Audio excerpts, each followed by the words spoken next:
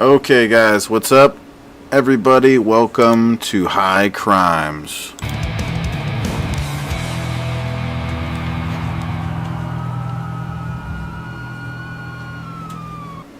Alright, so, as you guys can see in the beginning, we got a Patreon tier that you guys can subscribe to be able to come on the stream and hang out with us.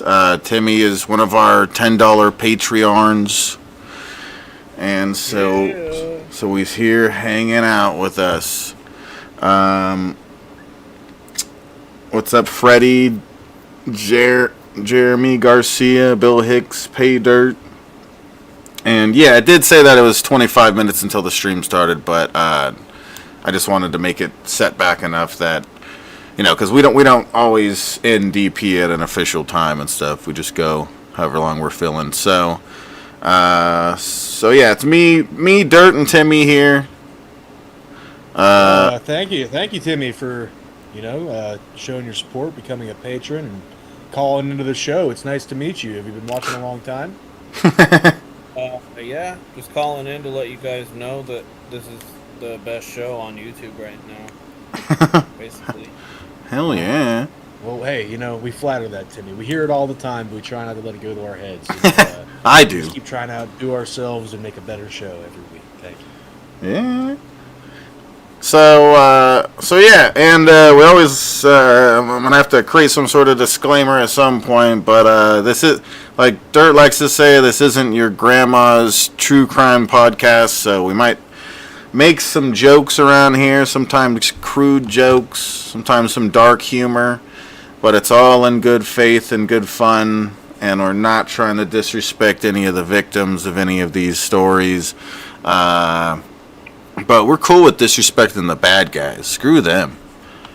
So, as you guys can see by the title of this stream, parents discover teen son's horrifying secret. So I know, basically about nothing about this, so I'm going into this as blind as you guys are. And yeah, Dirt doesn't have his camera on because his camera's broken or something, but he'll fix it. He's a repairman. He could do it. Yeah. Donate to the stream. Fill the goal. It may or may not contribute to me getting another camera. I can't say, but either way, it'll help morale and spirits all around. Yeah. Also, if you guys help with the goal up there, you get me to open up a beer. Let's get it started, guys. Let's get it started. All right, we're gonna start the video. Enough talking. Enough chit chat. It's right here. Yeah, because there's an arm. There's an arm. There's another arm. There's another one. Parents have some concerns with some stuff they may have found in your room? Yeah, I believe so. And what would it be? A human head and hands. Oh, that was easy.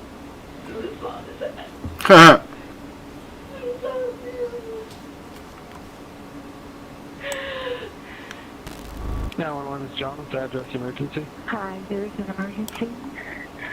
I found something in my son's closet wrapped in a plastic bag. Okay, what was it? I think it's a human head. It's a what? I think it's a human head. On March 1st, 2021, police at Grand Junction, Colorado received this chilling 911 call. A mother has just discovered a disturbing secret hidden within her son's closet. Even more terrifying, he's currently just outside the house while she makes this call for help. Why do you think it's that? Because it looks like it was on you. Is it bloody or does it anything like that? I just need to come. So I had to take a picture and send it to you. Yeah. The dispatcher tries to get as much information as possible to make sense of this shocking call and give officers an idea of what they might be walking into. Did your son right now? He just pulled out. We wanted to make sure he was here before we called. How old is he? 19. He told with a fascination with the morbid, but he was channeling it, I thought, into becoming a crime scene investigator, but not so much. Do you think he's going to be cooperative with us? I don't know. I don't think he'll He's a crime scene creator. Whoa. Does he have any weapons in his room, or do you guys have any in the house? I don't know. I think that he has a shotgun, but we can certainly use it before he gets in his room. He's out by the car now, though. Is the bag still in the closet? No, it's in the kitchen sink. And there's a secondary bag that I have not opened. It's currently covered with a towel. There's a It's second not bag. mistaking. Yeah, there's a second bag. I don't know what's in it. I didn't open it. I'm sorry. Did you take the second bag out of the closet? I took the second bag out of the closet and put it in the sink. Where's Brian now? I think he's still outside. And you're in the backyard now? I am, yes, because I don't want him to hear me. Despite the horrifying nature of this call, police could not have anticipated the twisted tale of violence they were about to embark on. Nor did they have any idea just how shocking the motive behind the inexplicable horror would be. One day prior to responding to this harrowing incident, the emergency services had attended to a rather unusual call at 2 a.m. on Sunday, February 28, 2021. 19-year-old Brian Cohee Jr. is having a bad night. As officers arrive at the Blue Heron boat ramp, they can scarcely believe their eyes. The majority of the following footage has never been seen before. It's been analyzed by a qualified team, including a licensed professional counselor, a licensed clinical psychologist, and a former detective, former licensed polygraph examiner, and former hostage negotiation commander and instructor. And a handful of stoners. What do we call it? Yeah. I don't know. You'd have to get the friggin' water. 3 big stoners. I'm going to text them a photo of the car because they think they might be able to pull it out. Okay. So you're already in contact with them? Yeah, but I only have like 10% battery left on my phone, and now he wants me to text him a photo of the car, and I'm like, oh, good lord. I can take one and text it to him for you if you like. That would be fantastic. Thank you. It's not every day that police officers see a car floating in the Colorado River. To try and make sense of what they're observing, the officers speak to Brian's mother. Yeah, he's an inexperienced driver. Okay. Parked here on the sofa, got out and like about going through a moment, and when he went to get back in, he wasn't able because of the angle to pull it out. I don't know. He's right there. Okay. We'll talk to him real quick. Sounds good. Officers decide it's best to get the story straight from the horse's mouth, and 19-year-old Brian has no choice but to own up to his mistake. Little do these officers know, there's a sinister secret lurking in the background of this crazy story. Is your son right here? Yep. Hey, partner, you want to come out and talk to me real quick? Sure, I mean, Appreciate it, man. I'm really cold. Is it okay if it's in here? Because Okay, that's fine. I did not know that. No, please stay in the car. Yeah. All right. Nobody else in the car? Nope. Okay. No, just us. I'm the father. That's the mother. This is our son. He called us 20 minutes ago and said, "Dad, I parked at the boat ramp and I messed up. I tried to get out of the car and it slid down." Well, you're not hurt, right? You're okay? No, just a little cold is all. Just beside your pride a little bit. And probably $7,000. Okay. All right, man. Do you have your ID with you, driver's license by any chance? Thankfully. What were you doing down here, bud? Well, I felt like I needed to get out, and I figured, why not park here and just relax a little bit? Relax and think. Okay. And I parked on the boat ramp, and I thought it would be easy to get out. But when I tried to... Where did you park exactly? Down the hill a little bit? Yeah, just a little bit. Okay. And then when you got back in, go ahead. When I got back in, I tried to put it in drive, and it didn't go up. So then I tried putting it in low gear, shimmying it a bit. That didn't work. Were you facing down? No, I was facing up. Okay. We were back down? Yeah. Really good idea. It's a predicament so ridiculous that the responding officers can't help but laugh. How we're gonna handle this, man? Do I get a tow going for a car in the river and see if anybody will take this? I'm gonna work on that. I don't know, man. So I'm kind of glad you were coming down here because I was like, it's not a crash. He just it's like parked it out in the water. He parked it and basically couldn't get it up. It just lost traction, looks like, and then he actually went in it, down in the water. He's not hurt at all. So I'm like, how are you gonna get this car out if possible? I don't know. The officers are convinced that this is a teenager's mishap. It will be some time before they begin to suspect that there's anything more to this story than what they've been told.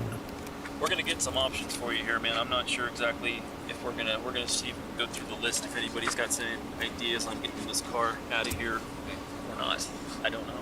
I don't see a whole lot of cars that have put themselves in that situation, so we're gonna see what we can do. And, I'm actually the owner of this life jacket program in the boat ramp here. Mm-hmm. I do all the life jackets. All right. In Grand Junction, Colorado, so it's like I'm like the bottom. This is not. It happens. It happens. Faced with embarrassment over the whole ordeal, Brian's mother talks with the officers. Yeah, we made him wait till he was almost 18 before he got his driver's license because we didn't want him having any accidents like they do when they're 16 and 17. Gotcha. That's stupid. You just have an age limit, I guess. Yeah. Not gonna lie, this is my first time too. Really? It's a new one for me. What's that? So I've never seen one of these either, so it's a new one for me. On my website, backing up when people back up their boats, I see accidents like when a truck goes accidentally in the water. Next you know, the boat and the truck's in the water. Just let me know if he does. That way, if not, we can try and get hold of a tow truck and go from there. No, it's at an angle. It's heading upriver. It's facing upriver. Yeah. Yes, the front of it is facing upriver. Damn it. I'm sorry. It keeps losing the call. Ah. And he's like, I don't want to get wet. I don't have the proper clothing to go into the water and get wet. Yeah. Hey, Robert. Well, you know, I was just talking to the patrolman, and they're suggesting that we just adjust this in daylight hours. That's why they made the big bucks. They're smart. Nobody wants to get in the water. I hear ya. At long last, the officers make contact with the towing company willing to come out to the river in the middle of the night and risk the frigid waters. With help on the way, they finish things up with the Cohees. You guys want to stay warm? Welcome to that car and say where it's warm. Does he need to stay here? Or sorry? is he free to go? I'm sure he'd like to go home and get warm. I'm sure you'd like to get some pants on. Yeah, right? Yeah, I think it's not a crash. It's okay. It's just a stupid accident. so.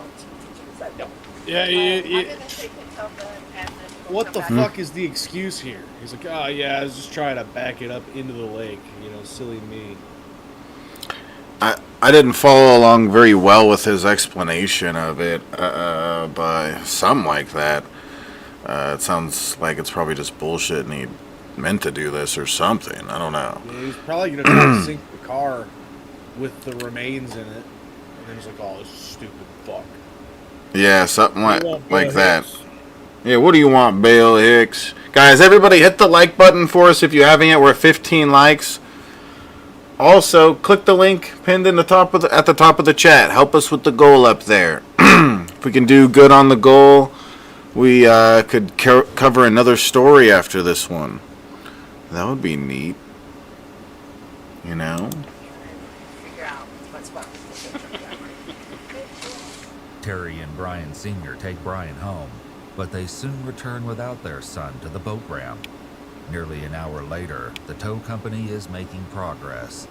But as the car nears the shore, the officers make a disconcerting discovery. Hey, quick question for you. This back bumper, I don't know, you can probably see it from here. There's a lot of red on the back of that, dripping down it all a little bit. Oh, shit. License plate, little area right there. Yeah, sounds like you're right. They're... A lot of red. Huge. Looks like blood. A lot of Yeah. red. I don't know if you've seen your son. Dude, we have not done this one before, Bill Higgs. No. I was thinking at first maybe, but no. As we're watching this more, this does not look familiar at all. Hurt himself on his way out at all? He might have, he just didn't know it. I don't know. That's why I'm asking. It's a good question. He's at home. We should make sure he's not got a cut or just when he's going to bed. Something out on him somewhere that he's not aware of. Maybe because his adrenaline was a little high. Maybe just have to do like a self-check. Make sure he's okay. Hello? Brian, are you okay? They see blood on the back bumper of the vehicle. Really? Yeah, did you get hurt? Oh, jeez. Are you sure you don't have any injuries? No, I'm fine. There's blood on it? We're not sure. We're not sure. It's a red, something red underneath the license plate. Similar blood stain. Oh, no. Right. But you're not injured. You don't have any cuts? No, I don't know what would cause the blood or just whatever it is on the bumper. But you're not injured. No, I'm not injured. Officers may have some concerns about the mysterious red substance on the bumper, but they release the car into the Cohee's custody. However, on March 1st, the next day, the police once again find themselves at the Blue Heron boat ramp. A homeless man by the name of Warren Barnes has been reported missing. Officers speak to the woman who called in the report. How do you know Warren? I own Monique's Bridal downtown, and I give him a chair to sit and read his books. Saturday, 5 o'clock. I said, I'll see you tomorrow, Warren. And he was like, okay, meaning he planned on coming down on Sunday, and then he did not show up. So I'm thinking if they saw him Saturday, maybe it happened more up there because it's weird. He would never come down here. He would never come all the way down here. He doesn't have a camp down here or anything? No, he worked for People Ready, and someone found the wallet and called People Ready this morning, and they said that everything looked like it was in there because it doesn't have much. And I just gave him $20 for beer, so I know that he had saved a couple bucks. So they found his wallet just down here at the boat Yep. ramp. Monique Lenati has forged a special friendship with Warren over the years. Why did you, what raised concern today to report on this? Because the place People Ready called to see if I had seen him because he didn't show up for work, and he's never once not shown up for work in the 4 years he's been working for them. So I said no, and that I hadn't seen him since Saturday. No, she's never seen or heard of him being down here. That's why I'm freaked out, because there's no way he walked all the way down here in his wallet. So, in how many years? 4 years. Yeah, that's as long as I've known him. Officers soon find that Monique is not alone in her concerns about the missing Warren Barnes. He literally shows up every morning, every day without fail, like at 6 o'clock, sometimes a little sooner. And we always let him in before the customers. We give him free coffee. He's the nicest old man ever. Do you talk to him at all? All the time. So every morning it's around 6? Yeah. What? Does this story seem similar or seem familiar to you at all, Dirt? I thought about gaslighting you into thinking that we haven't covered this before, but we have. It doesn't seem familiar to me. I don't know. We have. Maybe it's so long ago. I remember the dock. I remember the lakeside. I remember the head. kid- I remember the hands. It's been a while. So I remember all the little details, but yeah, we have covered this before. You should have just lied. I don't know. We're just Yeah, gonna. Bill Hicks is talking shit. Yeah, Bill shut Hicks up, is Bill just trying to- Hicks. He's trying to ruin the show. He's trying to detract and Yeah, stop gaslighting me, guys. God. He's the nicest guy ever. What's up, cousin Matt? Yeah. Looking, but he is the nicest guy. Monique gives officers a photograph of Warren in the hopes that it'll help with their search. So that's the only picture you have. That's the only one I have. Turn my mic down. June of 2019, so he's a little bit thinner. Okay. So who found his wallet down there? The lady from the place said that it was whoever runs the life jacket thingy. I'm actually the owner of the life jacket program on the boat ramp here. Okay. Well, thank you. Yeah, of course. I hope you guys find him. I hope he's okay. If anything, I just hope you find him so that we can start the next process of whatever. Because I don't know. I just have a really bad feeling. Monique's tone doesn't convey much hope, and with only an old photograph, police have very little to go on. However, things are transpiring across town. As it turns out, it was indeed Brian Cohee's father who called about the wallet. He found it in the most unlikely place, the now recovered Ford 500 that his son accidentally sank in the river. With her suspicions raised, Brian's mother goes into his bedroom to investigate. It's March 1st, 2021, the day after the car incident at the boat ramp, and Terry Cohee is about to make a horrifying discovery as she opens her son's closet. I think it's a human head. It's a what? I think it's a human head. Why do you think it's that? Because it looks like it's on ear.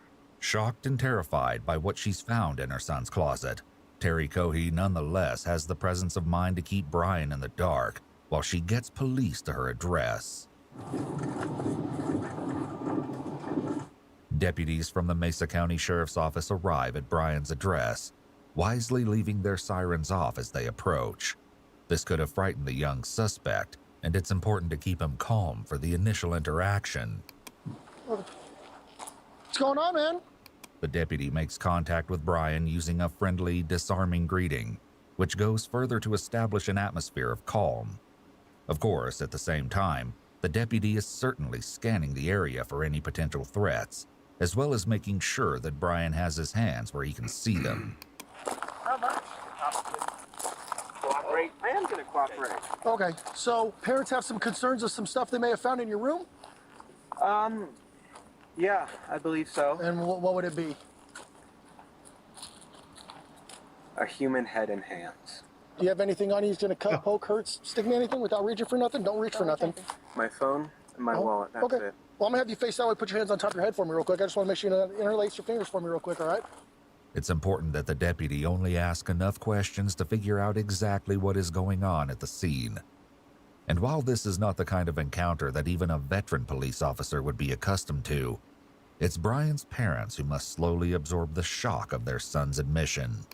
I'm going to have you walk over here. You're going to sit in the back of my partner's patrol car for a minute, okay? Not yet. Okay. Just sit back there and hang out for me, okay? Can you walk me inside, please? Let's walk you off through what happened today. Okay. Why is he not in handcuffs at this very moment? He's white. Yeah, that's really weird that he walked away and they were so casual. He just said that there's a human head and Have they even patted him down yet? And they're like, yeah, just walk with us. Yeah, come over here. You want to hang out? Just keep those hands out of those pockets, white boy. No, you can keep your hands in your pockets. You're fine. You seem cool.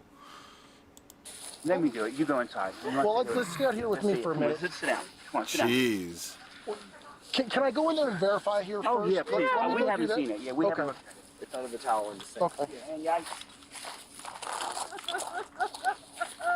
Annie, stay with your mother. Give her a... Just make sure that guy goes in the car first. I can stay there. You can go in the sink, right?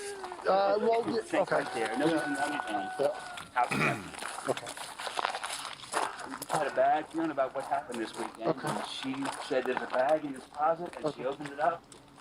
And she called me and said, get over here right now. The deputy correctly asks for permission to enter the house so that he can confirm the grim contents of the kitchen sink. I covered it with a towel. Okay. Let him know you see it. We didn't want him to run. I don't want to look at it.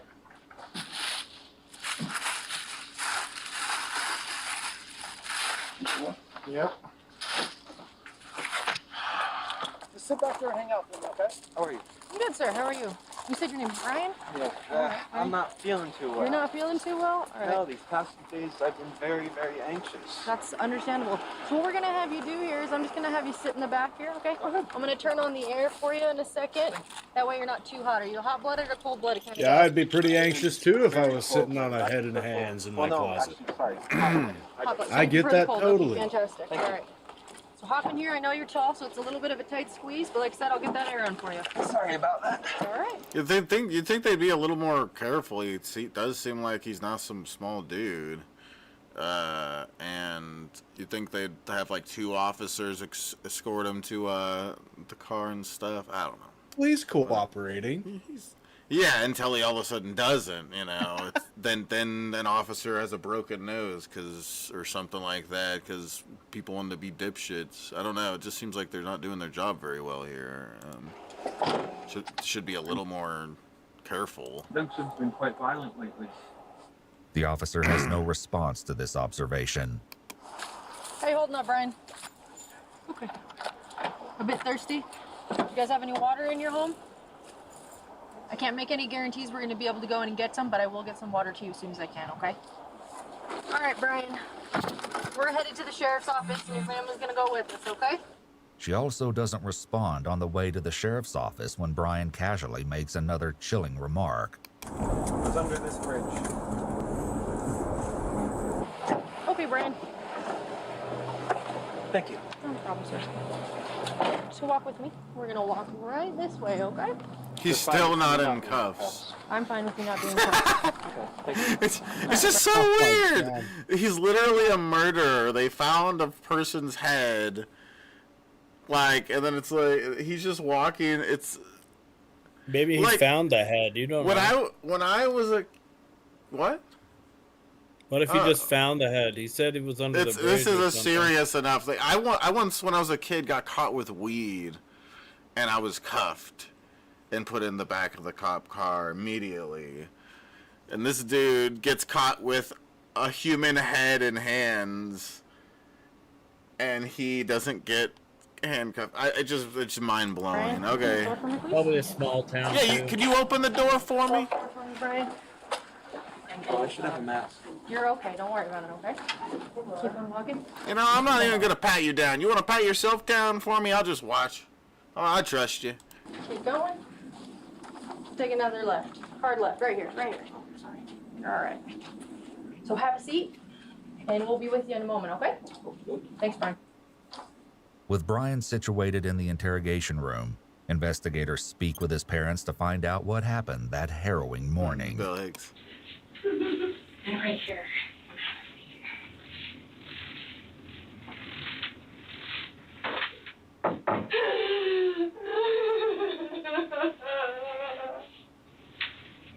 Just take your time.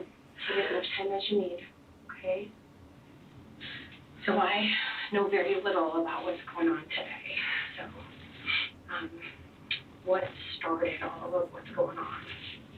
Terry relays the incident at the boat ramp.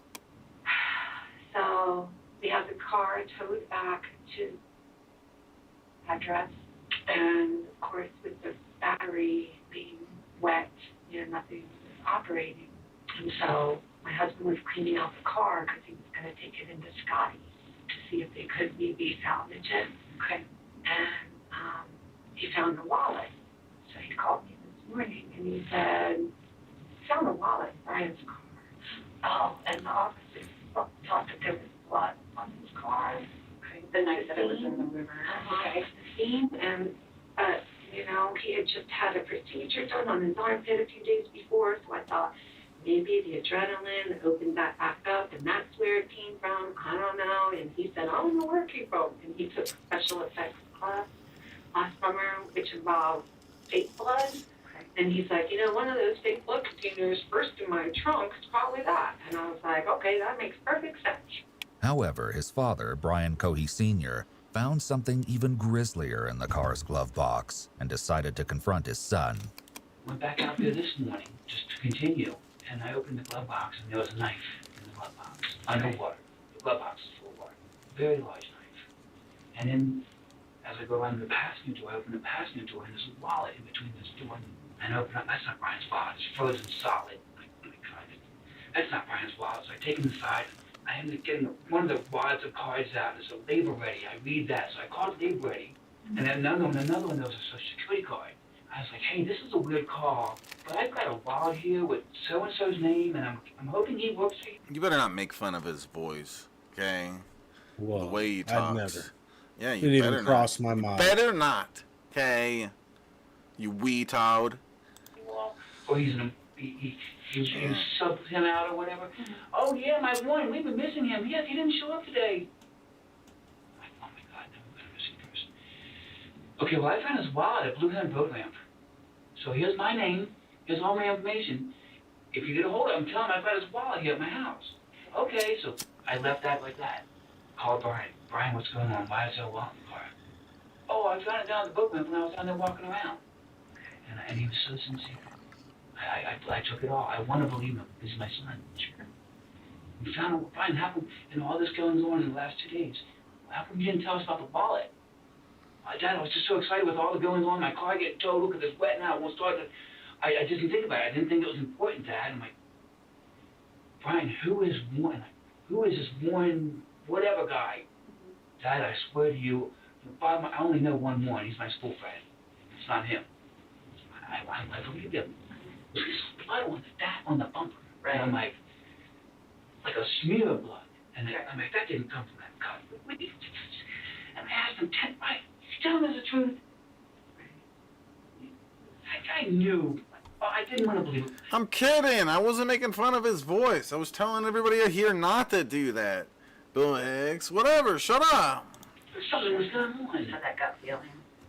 Despite the red flags, the family put the strange accident at the boat ramp behind them. But no one was prepared for the spine-chilling discovery Terry made the next morning. I was in his room, cleaning up, putting some things away, and he has a Rubbermaid container in his closet. So I just kind of started digging through, going, what is this mess? Like moms do. Sure. And I saw a plastic bag, a white plastic trash bag. And I was like, what in the world does he have in here? And I picked it up, and it was heavy. And I held it in my hand, and I was like, what in the world is this? What in the world? Oh, like, God. Covering something? Or I don't know. I better take it in the sink. I carried it out to the sink, and it was double bagged. So I ripped open one bag, and I saw old Ford. Okay. And I went,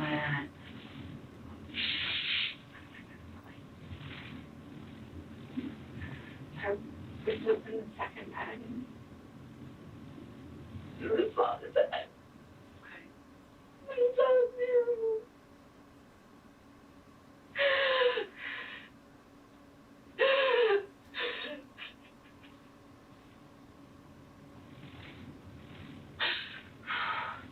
So I didn't open my second bag. Okay. I called my husband. I said, Brian Jr. had already gone over to his friend's house. He said, Mom, I want to go over to Kai's house. And I said, okay, but, don't be over there too long. He goes, yeah, I should only be over there maybe 3 or 4 hours. It's good to hang out with her. And I said, okay. This friend was Kylan Like, and police would speak with her shortly. So I called his father. He said, hi, this big and Andy up from school. It's 5, it's not 12:30. 12:40, whatever. I just said, you need to come over here right now. And he said, okay, well, I got Andy with me. And I said, you need to come over here right now. And he said, okay, I'll be there in a few minutes. And he hung up. Kylan Like's mother, Heather Gale, recalled what she saw after Brian ended the call. And my only memory of that was the way he peeled out of the driveway. I actually have a picture somewhere on my phone of the marks when he left to go, because his brother called him, I guess, and said, I need my car back. We know, of course, that this was a ruse on the part of Brian's parents to get him back to the house after their horrifying discovery. Brian, my husband, was already there by that point, and he put a towel over top of him. There was on that poor man's bed. So we hatched a plan to call Brian and tell him that his brother needed the Mustang for a driving license, because he's one of the learners. And just as he pulled up, I called him and reported. And he kind of knew something was up. Dad, you ever feel like the day's going to change? He started saying things. I'm like, yeah, we just seemed really vague. Me and Andy was sitting there, and Mom was on the phone over there talking to 911. And it just seemed like it took forever. As his parents continued to speak with the detectives, investigators Pete Berg and Lisa Norcross joined Brian in his room. Over the next 2 hours, they will hear a shocking story of blood-curdling evil. And before the interview is over, they will even learn the dreadful truth about Brian's ill-fated trip to the boat ramp. Oh, thanks, Ryan. Well, this is Lisa. She was Hi, how are you? Okay, yeah. Good, thanks. Never really good. Okay. Trade any seats? Sure. Ooh, this is a special chair. No, this is the special chair because it's soft and I'm old. Brian is as cooperative and pleasant with the investigators as he was with the deputy who escorted him to the sheriff's office, but his nervous shaking and insatiable thirst indicate he is perhaps not as calm as he's trying to appear. The question is whether he's anxious about his fate or excited about his moment in the spotlight. One thing to keep in mind is that, according to his mother, Brian is diagnosed with ADHD and autism, and leg shaking can be a normal, stimulating behavior for people with these diagnoses. They read Brian his Miranda rights, and he agrees to speak with the officers. Brian, from here? Yeah. Where did you go to school? I've went to Broadway Elementary School just across from my dad's house. Then I went to Brooklyn Middle School. Right. Graduated last year. Good for you. Okay. Do you work? Yeah. Where do you work at? Not even part-time. I was going to say part-time, not even. As a bagger / courtesy clerk for Safeway, I work anywhere from 2 to 4 days a week. It may seem at first glance that the detectives are engaging in idle chit-chat to set Brian at ease, but this is part of rapport building, and it's also crucial for them to establish early on that Brian has been handling responsibilities such as school and work, and is perfectly capable of carrying on a normal conversation. This will make it much harder for Brian to claim before a jury that he was unable to tell right from wrong. And how did you get here? I murdered someone. Okay. It seems that investigator Berg was merely asking how Brian physically arrived at the sheriff's office. Yeah, that's how I took it too. But he just went right but for Brian the murder. doesn't stand on ceremony. With a tone and head tilt that suggests he's bragging, Brian makes the ultimate confession. In fact, he's all too willing to discuss this horrific crime with detectives. Just start back to the beginning and go slow and tell me as many details as you can remember. So, because I mean, Murray going to jail for the 15 years probably. I have no idea. Because we're at the beginning. It's murder. I mean, I'm going to jail for 20 probably, but so I figure why fight it? Okay. So what's important to me is to learn as much about you and what you did and as I can. Well, as many details as you can give me, the better. Brian's polite exterior only adds to the surreal depravity of his confession. He's somewhat of a unique suspect. Let's see. Yeah, it was the night of February 27th. It was a full moon, and I figured I could see so well, why not drive out? I am in a bad state of mind at that time. I have major depressive disorder, so I am not thinking, shall say, positively. Okay. And I am cruising around for an hour and a half. So I fill up on gas halfway through, and I'm eventually driving underneath the bridge near the sheriff's office. I'm bad with words. I'm just. By the way, I'm a habitual late shaker. I have a question. You some people who have committed crimes like me, do we stay in this county jail or are we moved? It all depends on what the judge says. Brian maintains his spirit of cooperation, but he's clearly concerned about what happens after this interview is over. It's interesting to note how he compares himself to others with the phrase, people who have committed crimes like me, almost as if he has joined an exclusive club. So we were at the bridge? Yes, I was at the bridge. I was cruising. So, yeah, there was a road underneath, right? Under the overpass. And I was driving along, and I see a shape here on the railway tracks. So I'm like, oh, interesting. So I go up, and as I'm looking, I see a large thing wrapped in a canvas. Okay. And I'm like, that's a homeless person. So I grab my knife, I put on 3 layers of gloves.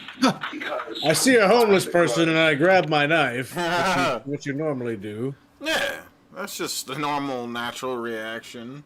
Okay, everybody does that. Can betray their users because they're so thin, the final gloves, by putting your fingerprints through. So I put on 2, 3 on one hand. I took the knife, I pulled back the canvas, and I stabbed his neck. Okay. He was panicking at first in his old man voice. He was in his 50s. I know why I call him old man. He was saying, "What are you doing? What are you doing? Why? Ah!" And I just kept on stabbing his neck. Is it okay if I do a demonstration? Oh, yeah. Is it okay if I demonstrate? He's really enjoying this. Straddled on top of him like this. Okay. And he couldn't fight back. It was actually surprisingly easy. I was barely breaking a sweat. I thought, oh, this guy, he's going to be tough. But no, it was actually surprisingly easy. And so during easy. the time, I was growling. And What a neat hobby. making animalistic noises. At this point, there can be no doubt that Brian is dude, excited what to tell the the investigators all about Yeah, he's just emotionless while he says this. his horrific deed. What the fuck? Not only is he pleased to be holding court, he's actually Dude, he reliving the mauled murder this and dude, relishing and the he's memory. like literally snarled at him like a fucking animal. What a disgusting freak, dude. What an absolute disgusting animal, dude. Imagine you're just sleeping under a fucking bridge and a homeless person, and then someone fucking drives by and stabs you in the neck for no reason. Yeah, and then he starts going going animal noise. Yeah, fucking psycho. Yeah, well, I think he was just trying to describe the noise that the old man was making. No, I think he said he was doing that. Oh, yeah. This is him. I was straddled on top of him like this. And he couldn't fight back. It was actually surprisingly easy. I was barely breaking a sweat. I thought, oh, this guy, he's going to be tough. But no, it was actually surprisingly easy. And during the time, I was growling. Oh, yeah. Making animalistic noises. Okay, never mind. I didn't catch it What a right. I thought he was fucking trying weirdo, to dude. imitate like the noises he was making because he got stabbed in the neck or whatever. But never mind. He was making animal noises while he was doing it. At this point, there can be no doubt that Brian is excited to tell the investigators all about his horrific deed. Not only is he pleased to be holding court, he's actually reliving the murder and relishing the memory, demonstrated by a smile. As for any question of this crime being premeditated, Brian admits to having put on 3 layers of gloves, which he already had with him. The whole ordeal lasted about a minute and a half. Okay. And when I was finished stabbing him, he took out his last breath, a grunt, and his head was halfway cut off in stabs. All the while, no, actually, after I killed him, I just couldn't stop saying, stinky, dirty, dirty, stinky, stinky. What the fuck? What I wasn't selling anything, but... In an eerie coincidence, on one of his social media accounts, Brian identifies himself as that stinky boy, registered under his email ID. Come on, Got him. We got him. You remember We got him on Reddit. Yeah.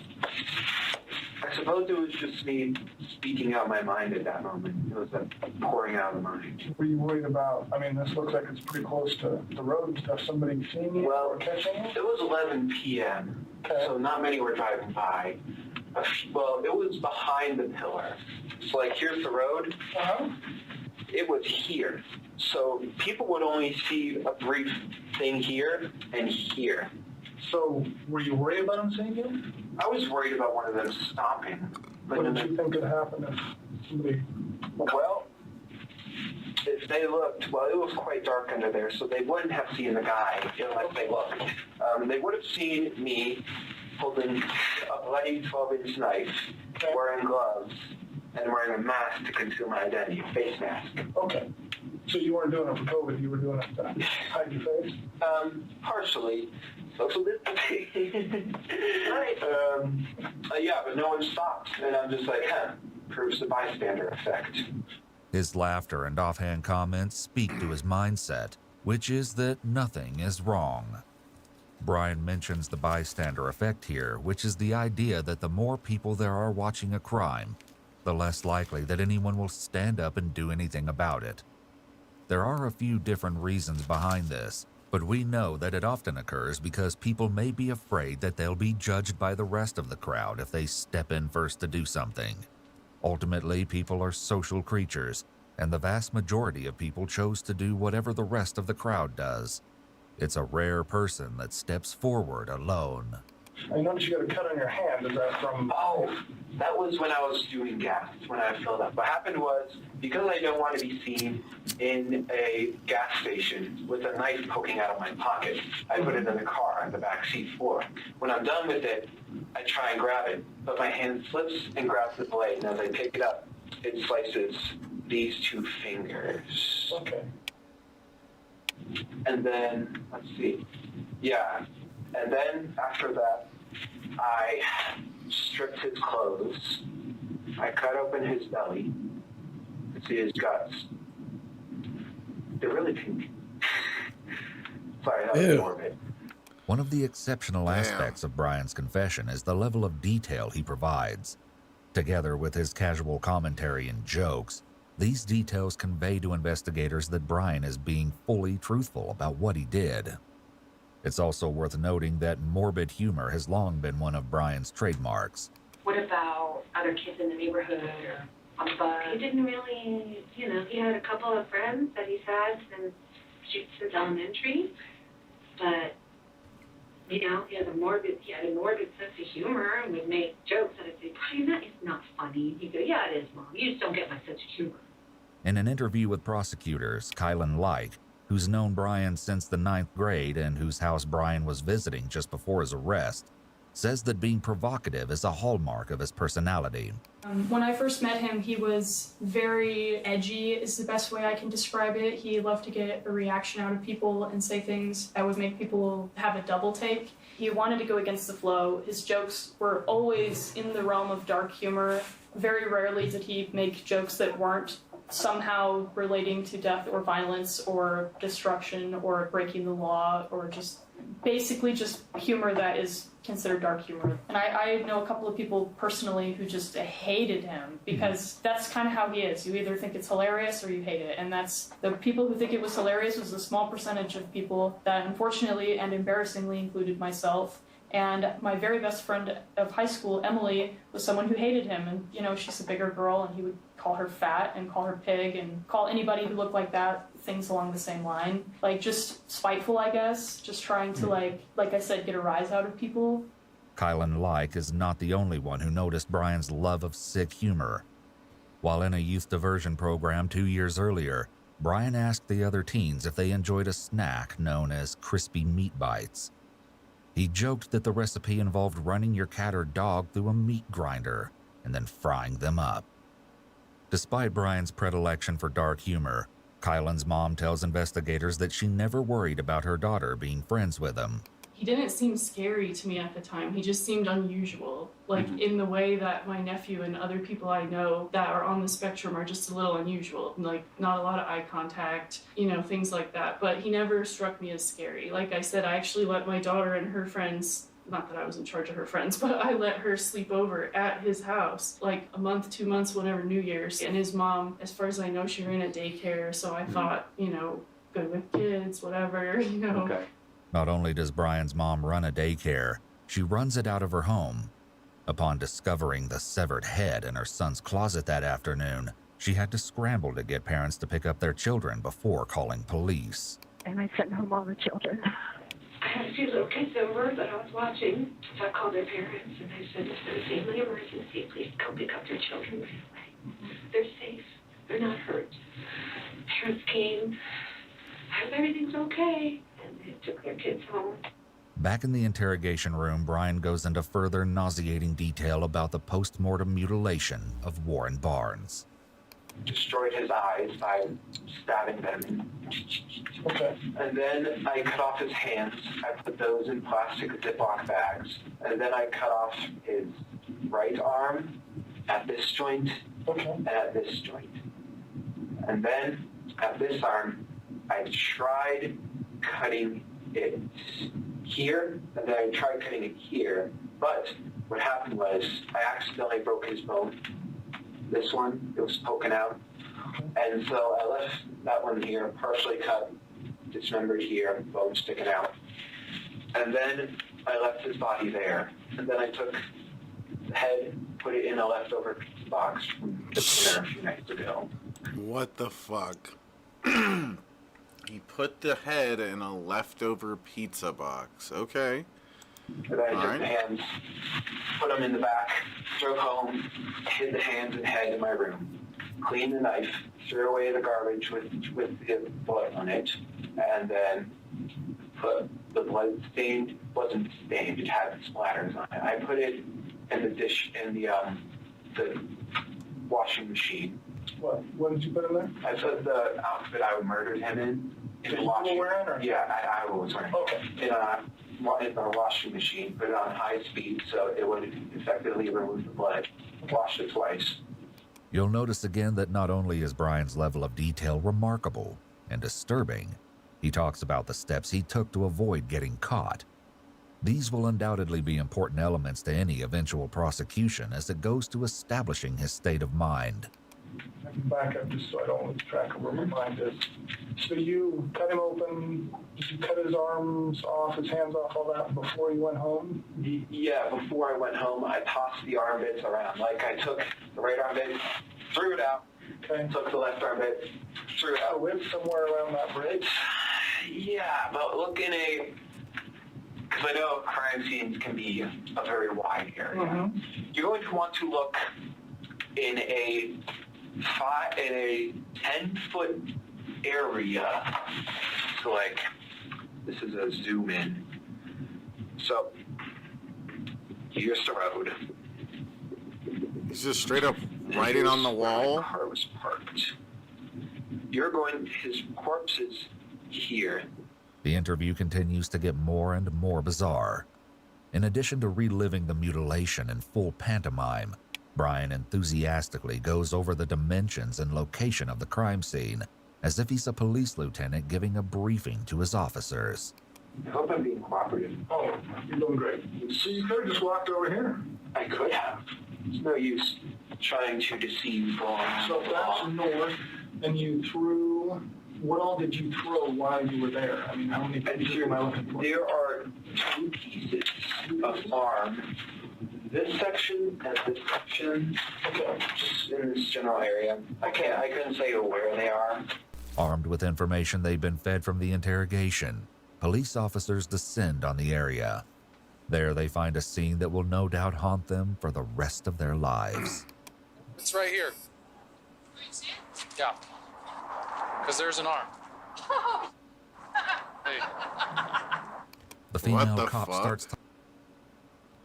That's weird. Hilarious. Yeah. The arm. That's... Wait, come here. Come get Joey. Let's show Joey the arm. He'll get a kick out of take that a picture too. of me next to the arm. like that this bitch is weird, honestly. That being her reaction to this. That is not funny. That should make you feel weird running into something like that. It shouldn't be like, ha, that's hilarious. Like, I don't know. Her laugh when she sees an arm.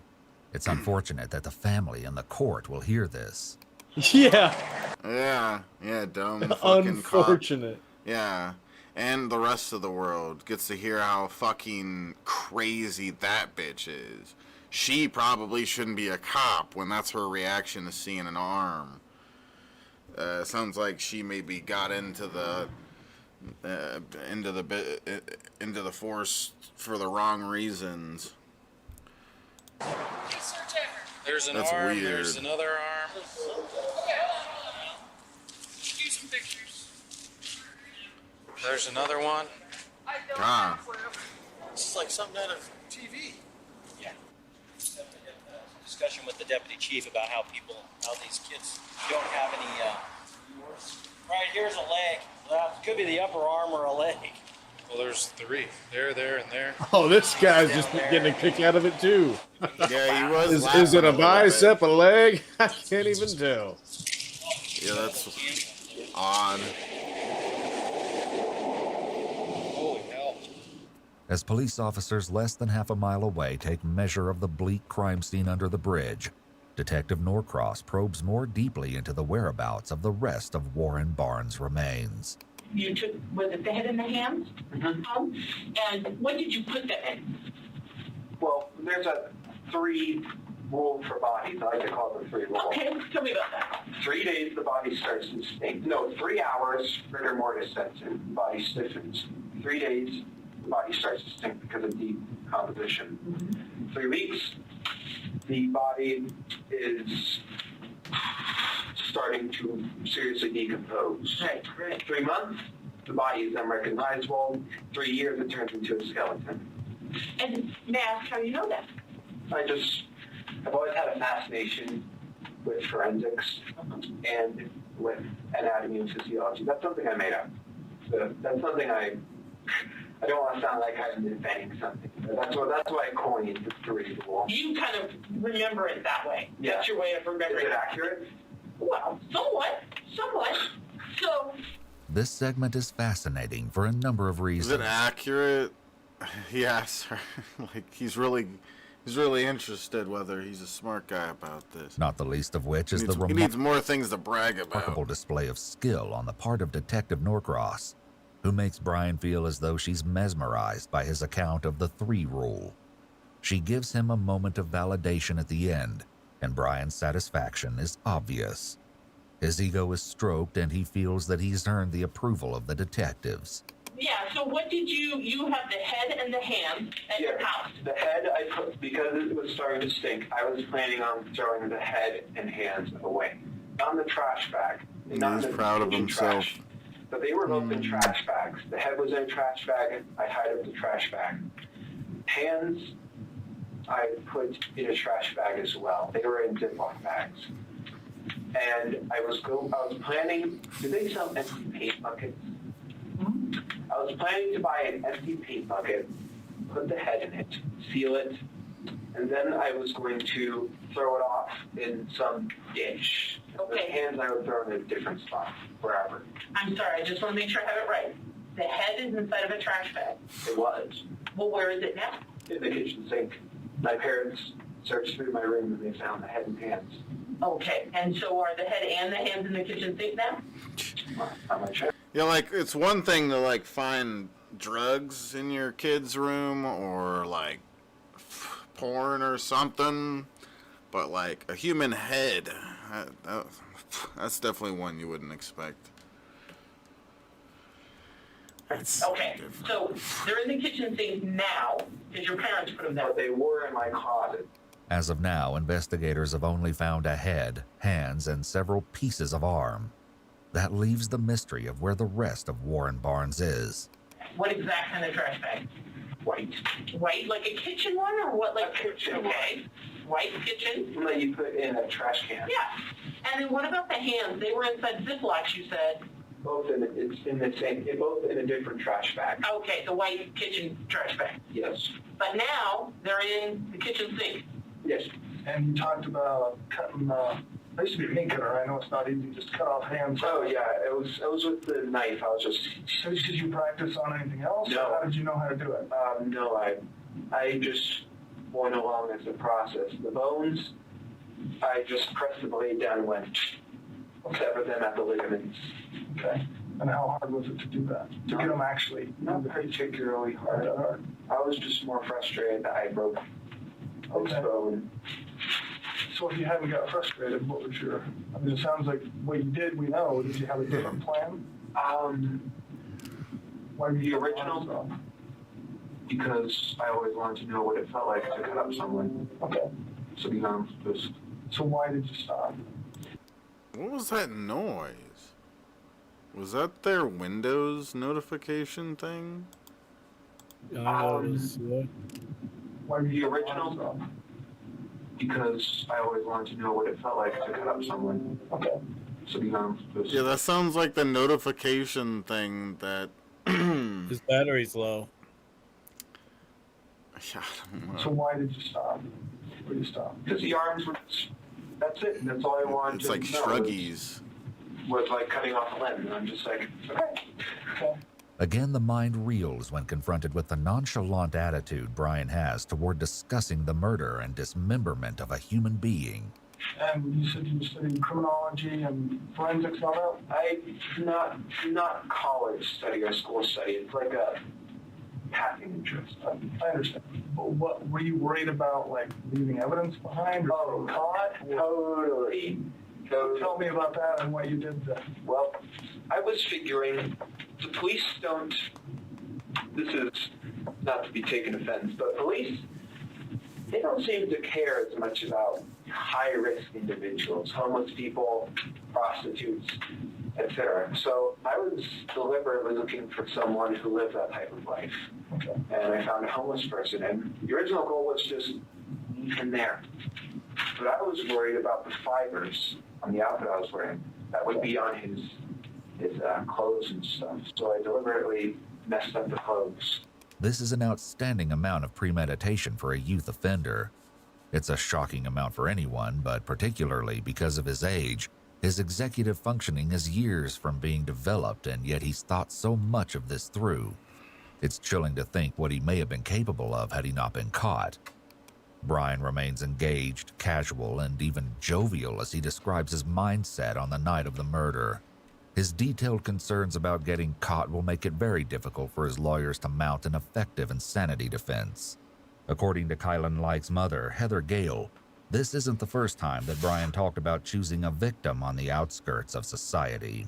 Anything else things you've heard from Kylan come to mind? She told me that he had mentioned that he was going to kill a homeless person because nobody would miss them and he could get away with it. Yet once in an interview, Kylan tells a different story.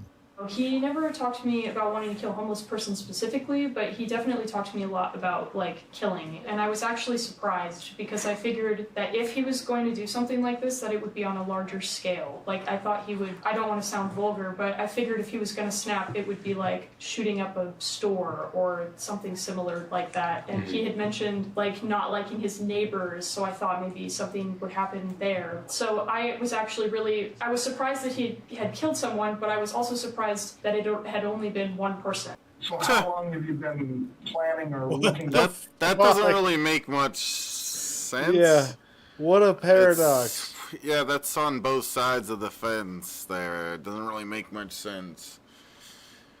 Like, I didn't really see him killing anybody, but also, I thought he'd be a mass murderer. I thought he'd be yeah, it's like, that makes no sense. What the hell? She's just afraid that it sounds like she's afraid to admit that she was worried and thought he was going to do something like that, and she's kind of to blame for not, a bit here for not, maybe telling somebody about it. For someone to do this with before you found this guy? About a year. About a year? No, 6 months. Brian's internet search history adds an interesting element to this as he looked up homicidal thoughts every day and how to cope with murderous thoughts. So you come close or seen somebody or chickened out or anything in the past? No. I mean, I was looking for a deliberately secluded place like that one. I wouldn't just go up in Clifton and find someone walking down the street and stab them. No, that's too public. Everyone sees that. Well, have you looked, like, at the homeless places or anything in the past? I have, yes. I'll go on night drives often, maybe once every 2 weeks. Now just peruse the streets. So before this guy, how close have you come in the past? Not at all. Not at all? You just drive around? And yeah, look, just try and find is anybody interesting? No. In your mind thought of a plan?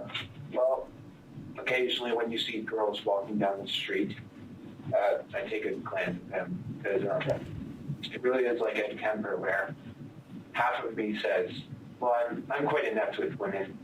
I'm being honest, I'm no Casanova. But half of me says, I want to take that girl home and make her feel nice. And the other half of me, it's just like what Ed said, is I want to see what her head looks like on a stick. Brian is describing a mindset that's detestable, yet he delivers it with a smile and a laugh. His obvious excitement in describing both his mindset and the murder raises questions about his psychological history. As well, another internet search Brian made reveals that he may have considered other sickening plans as well, as he searched for how do people react to a home invasion. However grisly Brian's sense of humor might seem, it's again worth noting that it's a trait his friends are familiar with. One of Brian's friends, Patrick Rahor, spoke with police. Our whole friend group was like really weird. We were like all of those. We're just a group of people like didn't really fit anywhere else and ended up like finding each other at different points throughout school. We were just all kind of weird together, and so like the off-filler stuff and like anything that like seemed weird, I just kind of like took for Brian being Brian and just kind of tried to accept it. However, even his friend must admit that Brian was different. Our friend group would joke about if there was one of us that would like be a killer, it would be him, but it was like meant as a joke and only as a joke. I don't think any of us actually thought that something like that would or could happen. If his friends thought this, was there a chance that his parents did too? Tell me about Brian. Does he have any kind of mental issues or disabilities? You were told he had ADHD. So we put him on ADHD medicine. I think it's again during summer or weekends when we went to his middle school. He started exhibiting antisocial behavior, just saying things to get kids riled up and thinking it was funny.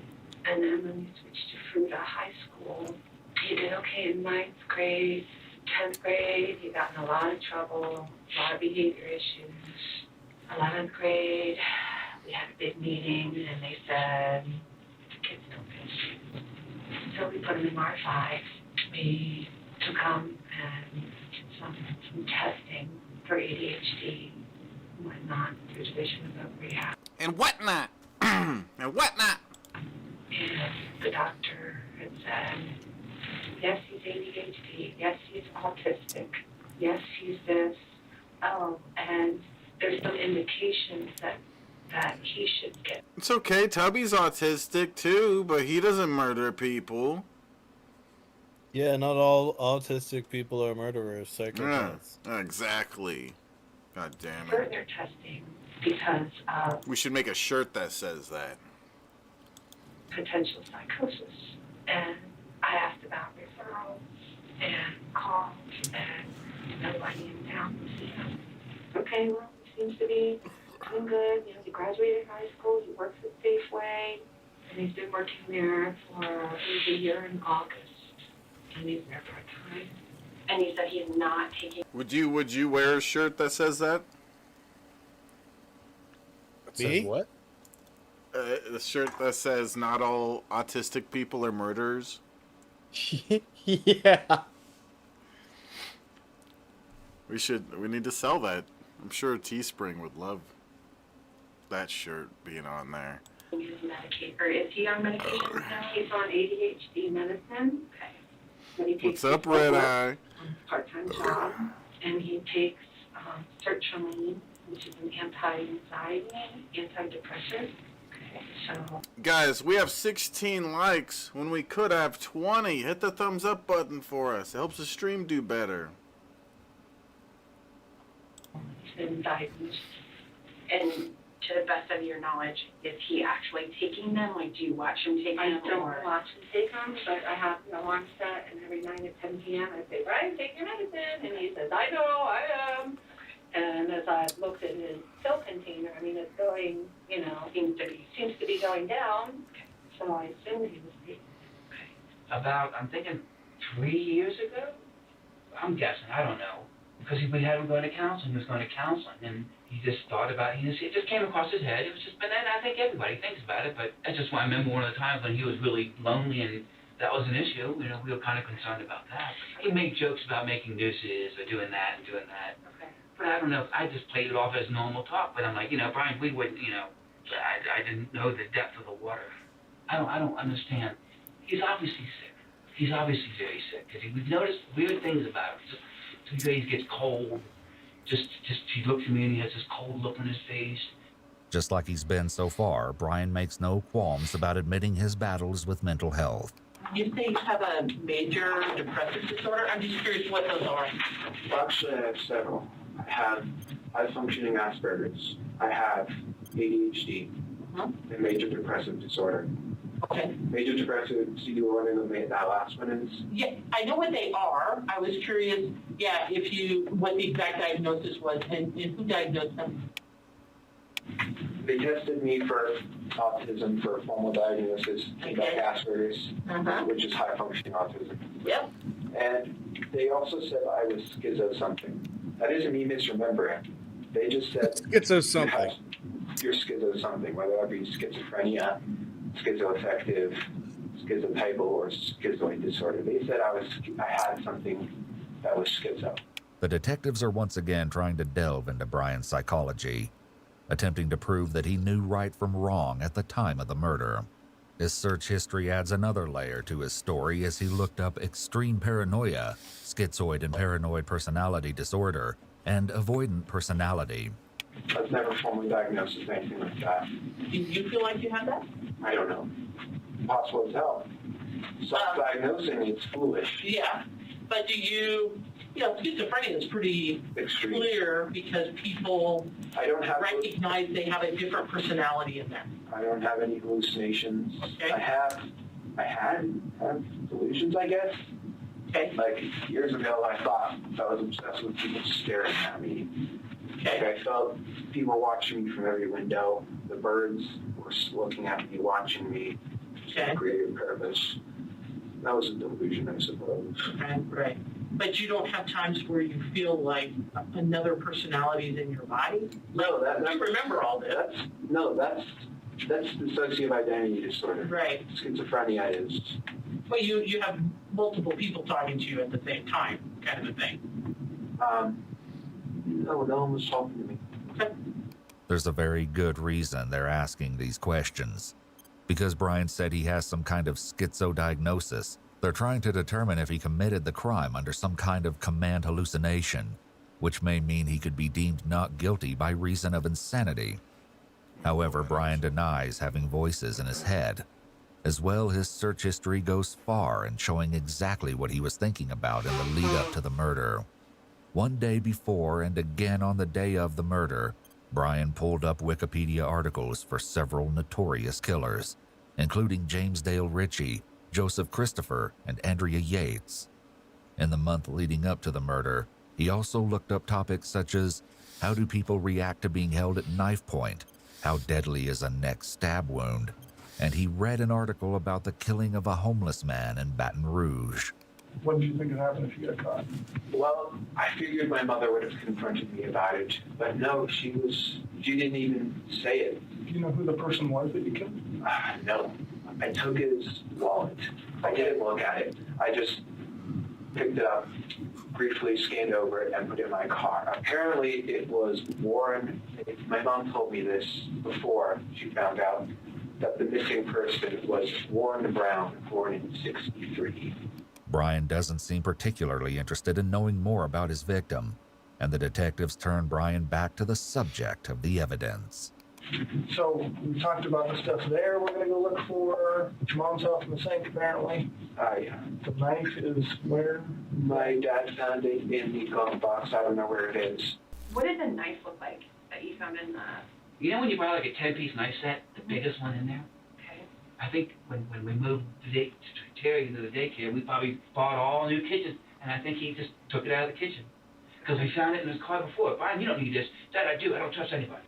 Okay. You don't find any blood or anything on it. I cleaned it. All of his belongings, except for his wallet, are right here. And his head in his hands. His head in his hands are at the house. Any reason you were wearing dark blue one-piece jumpers? You know the movie Halloween, Michael Myers? Mm-hmm. He wears one of those, and for Halloween last year, I bought that as a costume to find the mask in my room. Okay. And I just associated that article of clothing with violence.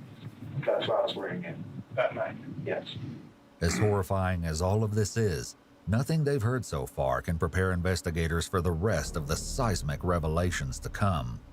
First, however, detectives have a simple question for the killer sitting before them. Have you ever done it before? No. Okay. You gotta ask, right? Yeah. How about animals? Have you practiced on anything? Yes. It's pretty big stuff. Tell us about that. This was 2018 Halloween. A stray black cat had been coming around our house. This was before I moved into my mom's. This was at my dad's. And I was thinking about killing it.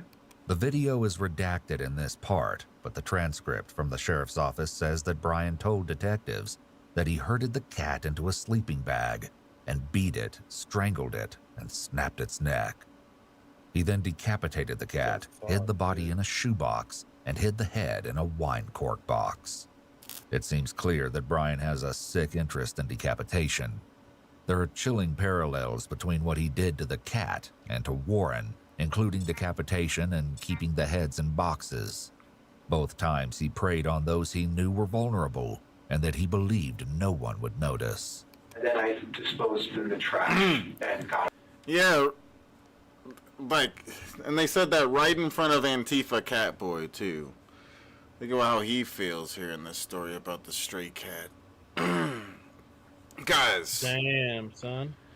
Guys, everyone that's here, we need some tips rolling through. We got a $40 goal up there. I was hoping we could, like, get at least close to accomplishing the goal for us to continue this stream after we're done with this story.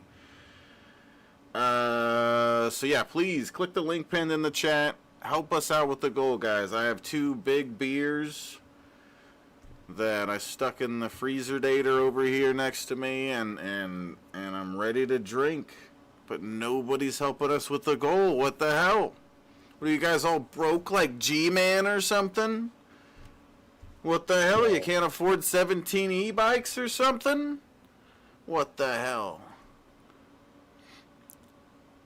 Where are my heroes at? Where are our heroes? I can't believe G-Man went broke buying e-bikes, dude. it doesn't seem like he has one, but he's stupid. He's a big, dumb stupid. Did you keep him for a while like you did this guy, or? I kept it for 3 days, then it started to stink. So you got the 3 days and it stinks? Cool. Also because bacteria starts to float the body after a day to 3 days, so.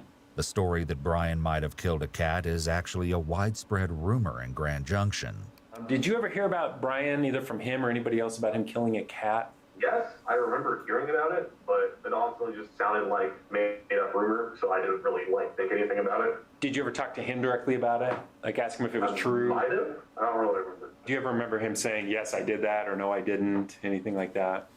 Okay, but you had heard rumors that possibly it happened, but never really got to the bottom of it? Mm-hmm. Patrick is not the only one to hear rumors of this type and ignore them, saying it was some kind of a sick joke. I know that there was another girl in that class who told me that she lived near him in that neighborhood and that they were always missing cats, and she felt like he was stealing cats in the neighborhood.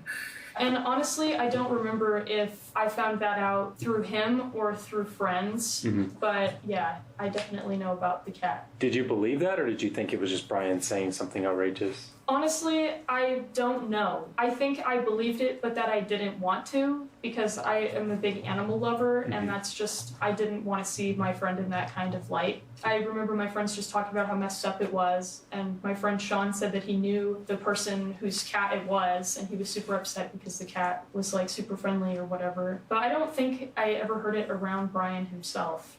In a redacted portion of the interrogation video, Brian admits to finding a dead groundhog by the side of the road, which he skinned and attempted to make leather out of approximately a year before the murder. It sounds like you killed a cat. Well, actually, I was thinking of killing people during the cat, but I wasn't acting on it. But I started seriously thinking about killing people a year ago. How about when you were 12? Did you think about killing? No. So what in your life has changed, or what in your mind has changed to make you? I don't know. Was it like something all of a sudden one day you woke up and thought I'll kill someone, or was it a gradual? It was gradual, I think. So tell me about when those thoughts first started happening. Well, in high school. The interrogation is again redacted here, but Brian says, quote, "Call me weird, but I think everyone has had thoughts of shooting up their school.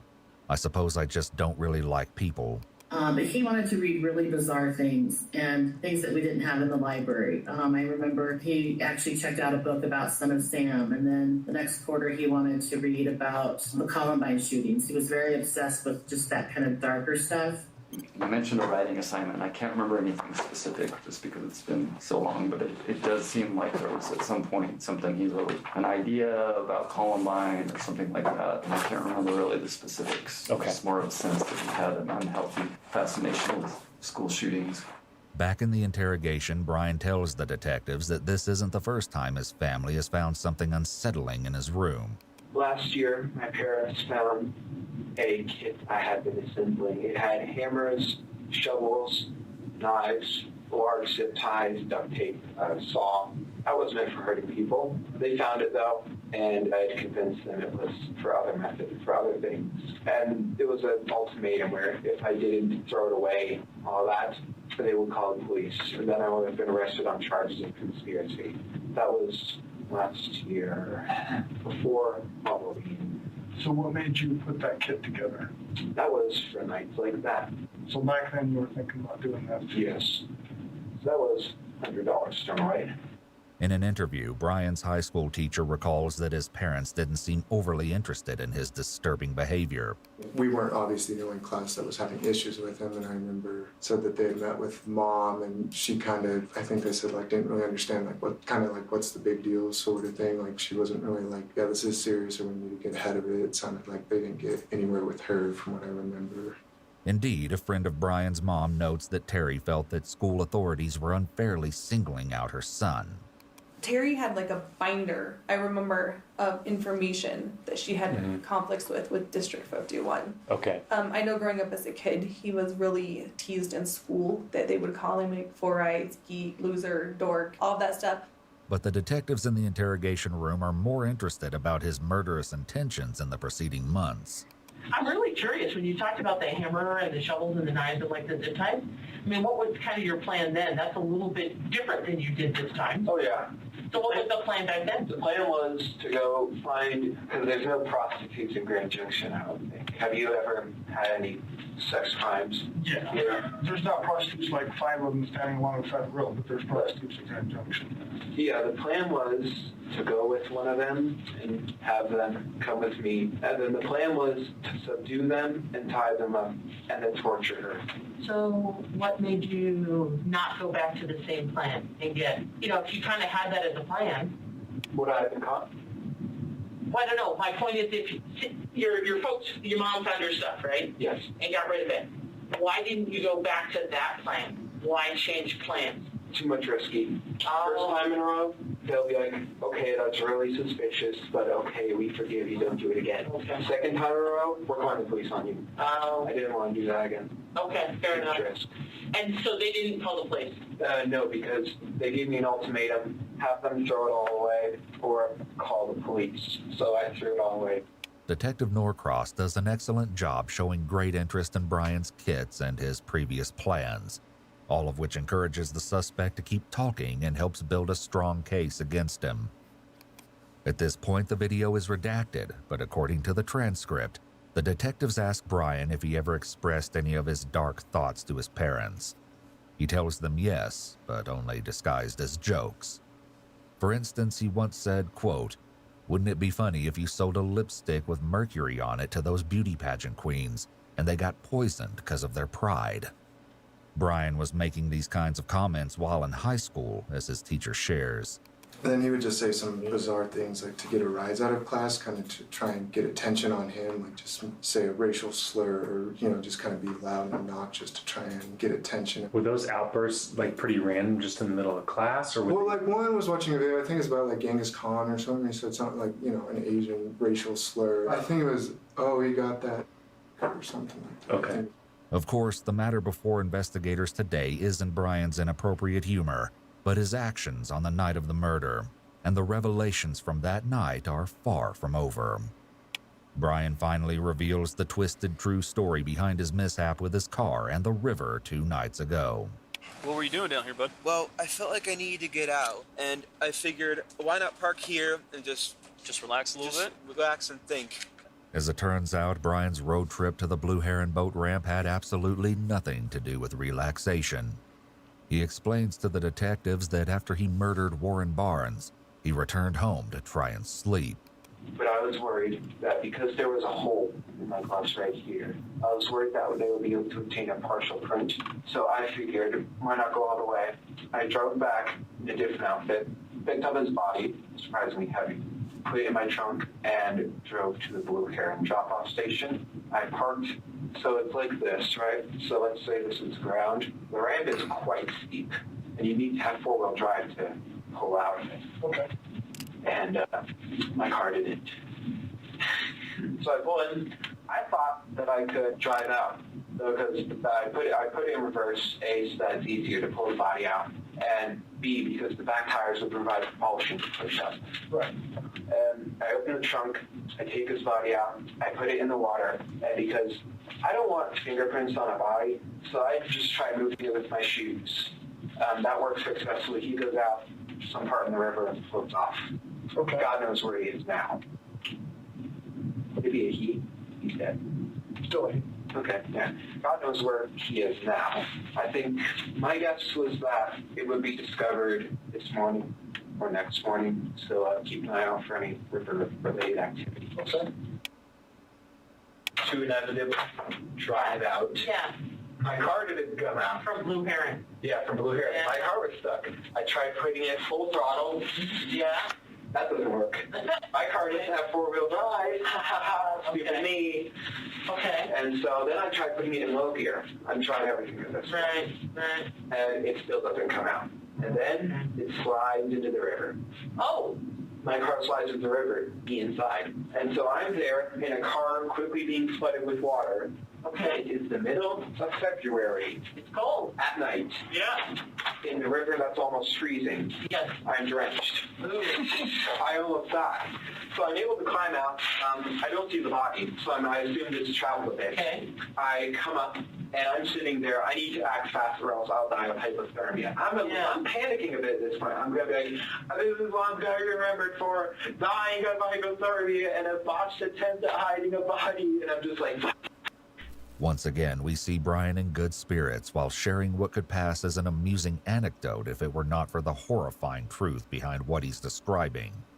His story also shows that he has a preoccupation with how he'll be remembered.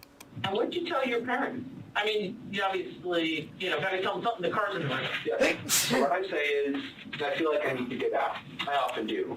I feel like I need to get out in my thoughts. Have you ever felt that? Absolutely. So I'd say that I drive down to the Blue Heron Point and just park and just turn off the car and think. And I tell them that I'm stupid and I park too low and that my car slides in the river. Okay. Did they believe you? Yes. And then the police came. I didn't do a breathalyzer test because I wasn't drinking. Was it the police or the sheriff? It was the police. Okay. In addition to the rest of the damning evidence Brian relays to the detectives, he now reveals that he was not intoxicated on the night of the murder, closing off another potential defense in court. However, what immediately caught the police's attention is blood from the body was on the reverse bumper. I forgot to wipe it off. And I was so panicked that I wasn't thinking. And so when they pull it out, they immediately see blood on the bumper. And they're all thinking, we really like to get in this trunk. Fools. There is nothing in the trunk. Okay. And that happened this morning? No, they noticed it after I'd been sent home at 3 a.m. Okay. They noticed the blood. But yeah, this morning they noticed more blood on the door handle, the other door handle, passenger one, and also the multi-layered gloves in the car. I took them out, and obviously my car went in there before I was able to throw them away. Sure. So did the cops talk to you guys about that this morning? Mm-hmm. Did the cops from the police department, did they talk to you about that this morning? No, I was not contacted. Oh. Brian's car was pulled out of the river in the early morning hours of February 28th, and this interrogation takes place the next day. All they were planning to do with me today is get my insurance information. Sure. And they were still curious about the blood. Did they ask you about that? No, because they did not notice it while I was still there. So when you say they were curious about the blood, how do you know that they were curious? Because my parents told me. Oh. They saw the blood too, and they were curious, but I said, I don't know where the blood came from. They thought maybe it was this cut, but obviously a cut doesn't produce that much blood. And they said maybe it was the recovering abscess under my arm, but that's scabbed up. So they didn't know what to believe this day because it's blood, it's sticky, it's sinewy, but I can't name a source. So they were just a tiny bit curious. Yeah. Not tiny bit, they were curious. Yeah. This is another spot of his oddly placed laughter, showing that he really enjoys talking about the sick details. However, his position of superiority didn't last long. Police do indeed find more blood in and on the car, confirming Brian's tale. And I was worried about just how long it would take to find him, because it's a somewhat traveled road. Police have a nose for that type of thing. They're trained to be able to identify the small corpse. And obviously that was botched. The true story of what happened at the boat ramp will come as news to his friend Kylan Like, with whom Brian shared a very different account. First, though, on the very same night that he dumped Warren's body into the river, Brian messaged a group on Discord. Discord! Hey! We have a Discord. Yeah. Holy shit! Kylan was part Discord screenshots. We should add this person or their friend or whatever. of. He wrote, Yeah. So, yeah, maybe that's it. We'll add it to all their friends. I totaled my car. It's in the river. One of his friends replied, What? Oh You no, okay? it's blocked. Brian wrote back, Yeah, I okay. My car aren't, though. So My I said, car "Hey, aren't, are though." you okay? I don't have Discord RN, but I heard the news. And he said, yeah, I'm fine. Almost died, LOL. Sorry for the late response. My phone was off. I said, it's okay. What happened? He said, I was out driving, needed to clear my thoughts. So I parked at the boat ramp, drop off at the river, but my dump parks on the dirt and mud ramp, so when I try and leave, it gets stuck. I don't have my phone on me because it's dead. I try shimmying it, low gearing it, nothing works. Then it slides into the river, me inside. I'm able to get out, drenched in cold water, 1 a.m. I responded, oh my God. He said, it's freezing out in February at night. I know I'll die of hypothermia if I don't act fast, so I make my way onto the road and wait for a car that takes 5 minutes. I flag him down, and the Samaritans help me by letting me use their phone to call my parents and to heat up in their car. I said, Jesus Christ, dude. He said, they arrived, the police are called, and we collectively decide to wait until tomorrow to tow it out. So in summary, I nearly died and am out of a car. It was towed out this morning, but I'm fine. Sorry for the wall of text. That was my Saturday night. The Samaritan. Yeah, way to make himself a big victim here. I almost died. By the way, I almost died. It was super cold. Yeah, that's what I had to deal Minus with. the murder. God. Yeah. Brian mentioned are Durwood Pfeiffer and his grandson Kellen, who stopped to help him that night. In an interview, Kellen describes Brian's behavior at the boat ramp. During the encounter, before his family got there, he kept kind of pacing around and saying, I'm effed, expletive, and tried to calm down a little bit because I thought he was kind of concerned about his family finding out he crashed his car in the river or something. And I was like, hey, it's going to be okay, And it seemed to calm down a little bit, but I just remember it was a little off-putting how he just kept on pacing, saying, I'm effed, I'm effed, I'm effed. This over and over and over again, so... With his attempts to dispose of the body and cover his tracks, Brian is showing clearly that he knows right from wrong. His mindset is further demonstrated by his search history on the day after the murder, when he looked up how to wipe data from Android phone. Does a river wash away evidence? How to dispose of organic refuse. His history also contains numerous searches for information on serial killers, a subject Brian has great interest in.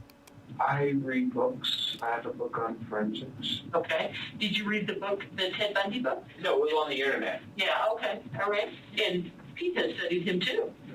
Yeah, so. Great. Do you know who Ed Gain? No, Ed in California. Yeah. Ed Kemper. Yeah. Studied him? I know of him. He was a Goliath. He was 6'9", 300 pounds. So can I ask you a question? Almost all those people did this for some sort of, whether they had sex with the body or it was some sexual gratification in their mind. Criminology, there's different types of... I'm not a serial killer by no means. But with serial killers, there's different types of them. There's organized, disorganized, missionary. I'm just wondering what gets you excited about doing it? Well, I'm not really sexually attracted to it. Okay. I was just asking. Brian's statement that he found no attraction to the concept of murder is doubtful, given his excitement at the chance to relive the killing by telling the officers every little detail of the crime. Still, the detectives are determined to figure out the why behind Brian's gruesome actions. So, I'm curious about the cutting him up, taking parts of him home. Have you ever thought about, so it sounds like you've had like Ted Bundy, sex type stuff. Ed Kemper just kill people because you want to kill somebody, plus the sex stuff. How about Jeffrey Dahmer? It wasn't really inspired by it. It was just more... I'm just trying to think of all the people like these people can do it, so can I. Brian's claim that he's not inspired by serial killers is somewhat undermined by that last remark. Would you say Dirt? Timmy? He's, I don't know. Timmy's just several Charmanders right now. No, yeah, it's just nasty. It's like, he's a couple of arms, too. He's a couple of arms. Oh, shit, dude. He's hiding down there. Timmy got attacked by this dude as well. Now he's just a couple of arms. No more Timmy. Yeah. Shouldn't mess with dorks that wear glasses. They're crazy, dude. They're crazy. Word.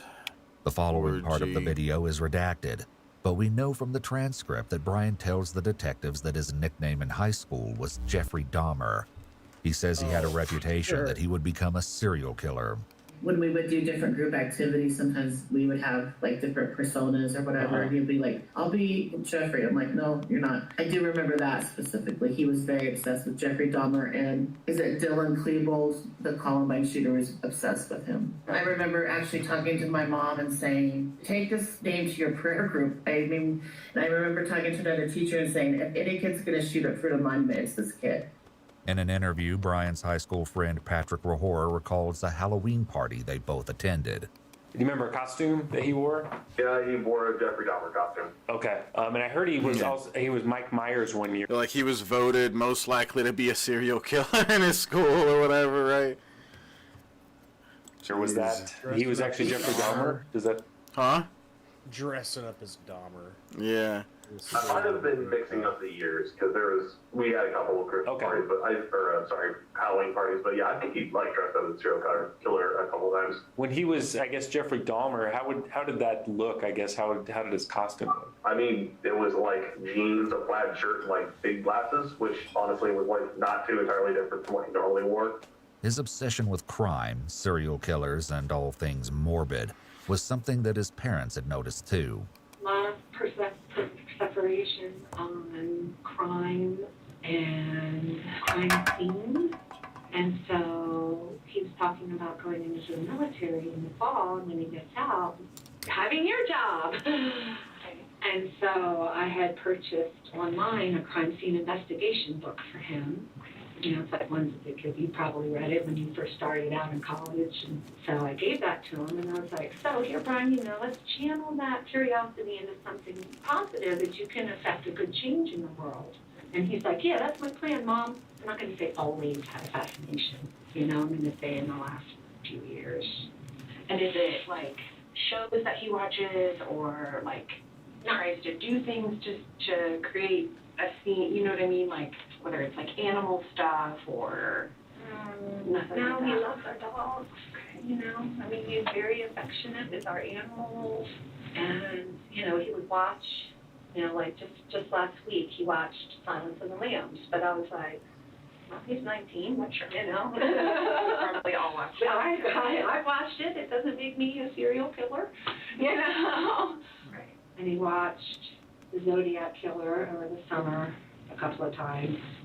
Brian's affinity for Jeffrey Dahmer wasn't the only warning sign observed by his teachers. Like the first week of school, we had a meeting with all of his teachers and his case manager, expressing the concerns that they had with him and also explaining some of his behavioral issues. Did anybody express that they had concerns he could be a serious safety issue or anything like that? Yes, I believe so. We were to keep a very close eye on him, and it's certainly very apparent early on that he was a very troubled person. In the 2019 school year, one of Brian's teachers found a notebook filled with a number of disturbing elements. So I remember, I don't even remember who found, there was like a notebook, I don't know if it was part of a notebook check, my student teacher, another student, or somehow it got brought. We had a meeting with Officer Bomar and the administration out at Fruita just because it had some obviously concerning stuff talking about like serial killer statistics and stuff. Like he seemed to be kind of enamored with that. So that was kind of when they asked us, did we think he was like a threat to us or other students? And me and my student teacher didn't feel like he was going to do any harm to anyone in the school. So famous serial killers, some information about kill counts and just stuff like that. Okay. It'd be crazy is if he had one page that said his name and then killed and injured and stuff, and he was working on the numbers. Like, I don't know. Not entirely normal. The disturbing contents of the book discussed by Brian's teacher far exceed his initial portrayal. Within its pages lie numerous troubling entries detailing Brian's fixation on serial killers and other disturbing topics. Among these, Brian has devised his own cryptic code or alphabet.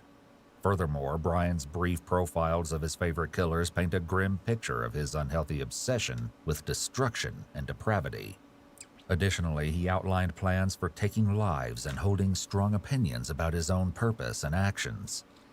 The book was also filled with quotes about his beliefs in neutral evil. One such quote read, "A neutral evil villain does whatever she can to get away with.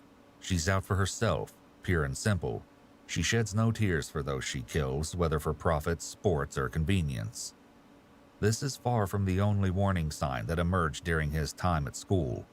In December of 2018, Brian was arrested on assault charges when he hit another student with a homemade mace.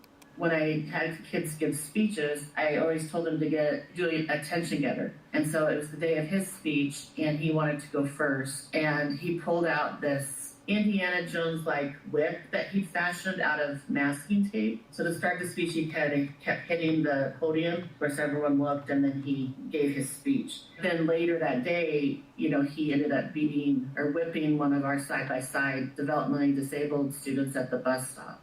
In early 2019, he was suspended after intentionally causing a student with PTSD to suffer a panic attack. In a subsequent meeting, school administrators conclude that Brian has a high potential. Seems like a nice kid. See, like you said we covered this video, but the more we watch, it's just more stuff I've never seen before. I don't remember none of this. Yeah, I'm losing the... yeah, it seems new to me too, but I feel like it was a very long time ago. I think, yeah, maybe we watched a video on it that was like less precise or something, or because only one, I don't know. I feel like there's another one that's kind of similar, where like there's a kid that gets caught with body parts, but I think it's a different story, and it seems similar. I don't know. Everyone, hit the like button for us if you haven't yet. Why haven't we gotten any Streamlabs tips this stream, guys? Also, drop jewels if you can. Throw jewels at the stream. I assume that's activated on here. I don't know. Show us if that works. Do we have jewels turned on this channel? Potential for violence and presents a high risk for the school.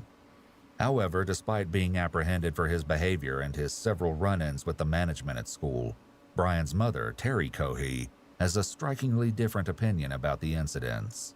When you talked about the school stuff and having lots of issues, what were the issues that they were having that made other kiddos not feel safe? He would make jokes that were not appropriate. He got suspended a few times, like for behavior that wasn't acceptable. Like this one girl that he knows very well, he knows that she has a lot of issues, and that loud noises frighten her.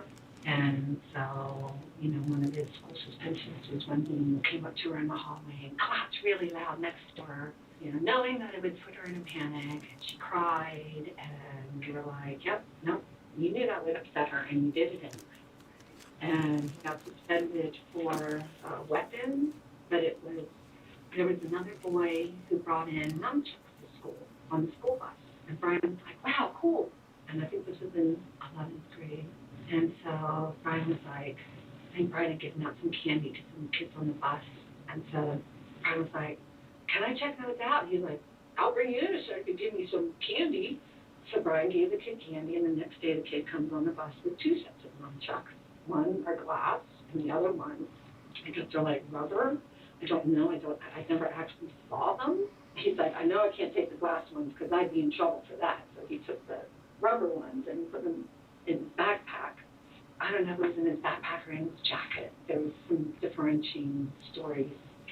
So the teacher saw them, and they said, what's that, Brian? And he was like, nothing, And so Papa Omar, he was like, we have a prohibited weapon on school grounds. And I'm like, okay, well, what about the other kid that brought them in? And they said, that kid doesn't have the behavior issues that Brian has. And I'm like, oh, so you're punishing Brian because he has behavior issues. I see. So Brian went through probation, and he completed it successfully. In fact, his father, Brian Cohee Sr., believed that his son was incapable of such violence. He's got friends he hangs around with, respectable friends, not friends that would ever, not those kind of friends. Sure. Clean, good friends. Okay. The worst they have is they play video games. They drink too much Pepsi. So we're thinking we're doing good. Our kids are both doing good. They're okay at school. They don't drink or smoke. So I didn't really have no warnings that this was going to happen. No. He may say a cuss word once in a while. Okay. But no, he's never hit anybody ever. Okay. He got in trouble for throwing a tape ball at school 3 or 4 years ago. Okay. And they wrote him up for it because it hit somebody. But the football players can nail like jazz with a football. But Brian, he got in trouble for that. He's never hit anybody. He's just like his dad. I mean, I've never been in a fight, man. I just saw he was going to be a spin-off of me because he's non-violent, but he's not. I don't know what's going on now. But Brian often resorted to social media as an outlet to share his ideas. His dark thoughts were further reinforced by his posts on various social media accounts, pictures, and comments about his beliefs and mental health. That stinky His comments boy. on Reddit were often on posts depicting mutilations and injuries. In an Ask Me Anything on Reddit, Brian wrote, "I'm a 17-year-old nobody who is failing his classes." When someone posted asking about him, Brian answered, "I have a counselor, but he assigned me to someone else because I was beyond his skill set. I'm also going to get a neuropsychological evaluation because of my irresponsibility. I can't really use any of my friends for support because they'd make fun of me." Then we did have that meeting with SRO, and Jeremy and I went in there and we briefed him on it, and I reiterated to him, I was like, "Look, this kid is really going to need some help and counseling right now." He's like, "All the flags are up." In fact, even the Samaritan who helped him at the boat ramp on the evening he was dumping Warren's body, Kellen Pfeiffer, was at school with him and had a few things to say about Brian's behavior. I remember my friends kind of complained, and one of my friends, Isaac, just did not like being in the same bus as him. He found him very obnoxious. And he complained about him a few times to me. I never really took too much notice at the time. And he was like, "Dude, this kid won't shut up on the bus, and he says the most inappropriate stuff." And I'm just like, "Yeah." And he was like, "I just hate the kid." And I never really, like I said, took much of a note, because it was kind of like at that point, like, "Oh yeah, people are like that." You know, some people are just annoying. So give them what you've been thinking about it. All the other people that decide you want to. Yeah, this dude does seem like like your average Shabisky viewer. Yeah. Only if it from for a while I was willing to do anything, good or bad. That was years ago in school. I was willing to do anything, whether it be good or bad, just to gain notoriety, fame, influence. Brian's comments about fame hinted a possible motive, but we still don't know the ultimate reason behind his horrific actions. In the hopes of drawing that reason out of him, detectives now take him one more time through the story of the gruesome killing. And this time, we get details that are even more monstrous than what we've learned thus far. Did he see you? No, he was not woken up until I pulled the sheets back. I know this is going to be really fast. You pulled the sheets back. And before you stabbed him, did he see you? No. And I pulled the sheets back, I get on him, like a knee, and then stab him. And he wakes up, he's, "What are you doing? What are you doing? Get off me!" And I think you stabbed him anywhere besides, but I know you said the neck a lot of times. How many times do you think? Did you count him? No. I was going until he stopped. Okay, how many? No. Your best idea how many times? What a silly 30 or question. 40. Okay. You said the neck.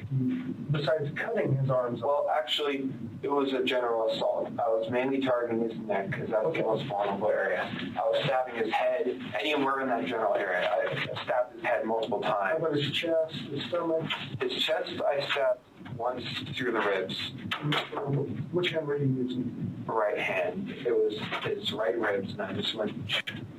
I sliced open his belly, carved up his leg. Not like I made several slices at his leg. Why did you do that?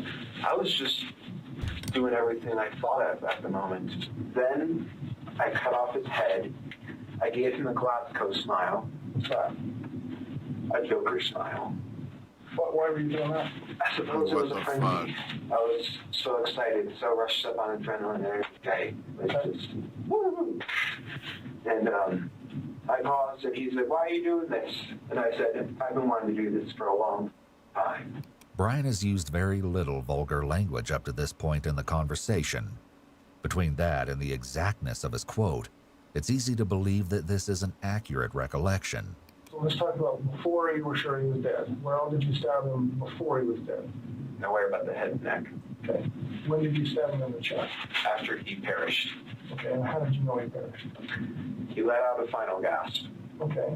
And he wasn't fighting later on. He was losing too much energy, blood loss. And he just finally gasped, and I needed to make sure, peace of mind, so I decapitated him, partially as for the pelvis. So let's try to go step by step. You said you stabbed him in the neck and the head while he was alive. Yes, I paused. We had a conversation where he said, "Why are you doing this?" And I said, "I felt like doing this for a long time." I continued. You there, dude? Yep. Yeah, guys, everyone that's here, please hit the like button. How about this? Can we get the 25 likes for me to open this up? 25 likes. Everybody that hasn't yet, give the stream a thumbs up. It helps the stream do better. You know what I am saying. Yeah, this dude's fucked up. Carved a little Joker smile into the guy. That's unnecessary. This guy's such a little weird freak, dude. This guy's poor parents. You gotta think you really fucked up as a parent when this happens to you. You find the fucking head in the closet, dude. Yeah. Like I was saying earlier, it's one thing finding like drugs in your kid's room, but finding a human head, bloody human head in your kid's room, that's on another level. And yeah, this it is really odd when they're like this emotionless about it. Like, he's emotional in the way of happy, but like he is far from, I don't know. It's really weird how some of these people will be. He died, deceased, whatever you want to call it. And then I stabbed his ribs, opened up his belly, sliced his leg multiple times. Okay. Derobed him, and then decapitated him, removed his hands, his joints. Did you derobe him before or after you opened his belly? After I opened his belly. So you cut through his clothes to open? No, I lifted up his shirt and just... Okay. Which way did you go? Like a deer this way or like this way? No, this way across his belly. Okay. If what Brian has admitted to so far has not put a sick feeling in your stomach, the gory details to come will surely do so. You didn't see his heart or anything? No, he was very thin. I thought about taking out... What else do you think you saw? Internally, what did you see? I saw his liver, his large and small intestine, and that's it. Some of it was yellow. I was thinking about taking out his heart. I was thinking about crushing the ribs and disemboweling him entirely. Okay. Did you disembowel him at all, or just cut him open? I cut him open, but his organs spilled out by themselves when I was dumping him. Did you take anything besides his head? Like anything internally? No. And how did you know it was his liver? I mean, you ever go hunting, or how do you know it's somebody's liver when you open them up? It's dark, purple, brownish. Okay. It's large up here. I just knew it was liver. I've taken anatomy and physiology, so I knew it was his liver. That makes sense. I was just curious if you've ever seen one before, you're just guessing, or how you know? I've seen some. These nauseating details are quickly followed by another shocking piece of information about the night in question. Did you take any pictures that night? Yes, but I deleted them entirely. Where did you take pictures? After I killed him, I took a picture of him, his hands, but I deleted all those because those are evidence. Okay. I don't know if you can find them. But when you say you deleted them entirely, that's an interesting statement. What do you mean by that? I removed them from my phone, deleted the pictures. Okay. With some assistance from the U.S. Secret Service, investigators are able to extract the deleted photos from Brian's phone. Nonetheless, Brian's care in deleting the pictures once again show that he was highly interested in covering his tracks, showing us everything we need to know about his state of mind in the wake of this awful murder. Did you tell anybody about what you did before today? No, I haven't told anyone that I committed murder. Yet that very morning, Brian texted his friend Kylan Like, asking if he can come over to talk. Once at the house, Brian concocted a story that Kylan's husband, James Bailey, thought was ridiculous. What I remember, he came over, he was acting super weird, and he was like, I gotta tell you guys something. I think the police are trying to frame me for a murder. I found a body, I was like messing with it, and I got my car stuck in the river, and I had wiped blood that I had on my hand onto the car, and the tow truck guy saw it, and I think that they're gonna try to frame me. I thought that, like I said, at most, he had found one and was just trying to be edgy because he found one or something like that, or even to the point where he could have just been making it all up just because, again, I didn't know him personally. I was planning to maybe keep a finger. Okay. You haven't got that far yet. No. Line finger. That's small. Not that much space. It won't smell that much. Makes sense. Easy to keep. Brian has provided the detectives with everything they could possibly want to know about the murder. He's detailed the killing not once, but twice, and he's even revealed stomach-churning details about the disposal of the body. The one question that remains, however, is an enormous one. Why? And Brian's reason why is perhaps the most twisted aspect of all. He wanted to end up on high crimes. That's why. Duh. You know, Brian, He saw the show and he's like, holy shit, I gotta make it on there. How am I gonna do it? And you know what, guys? Let me tell you something.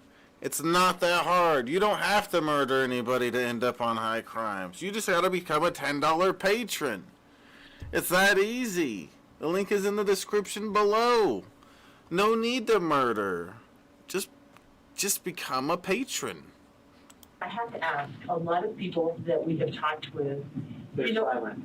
well, or they're just not as well spoken as you are, to be honest with you. You're very articulate. You're very articulate. See, if this guy would have known about the Patreon, he probably wouldn't have done this. He could be just hanging out on the stream, watching stuff with us. But no, he fucked it all up. No, I actually think you're really articulate.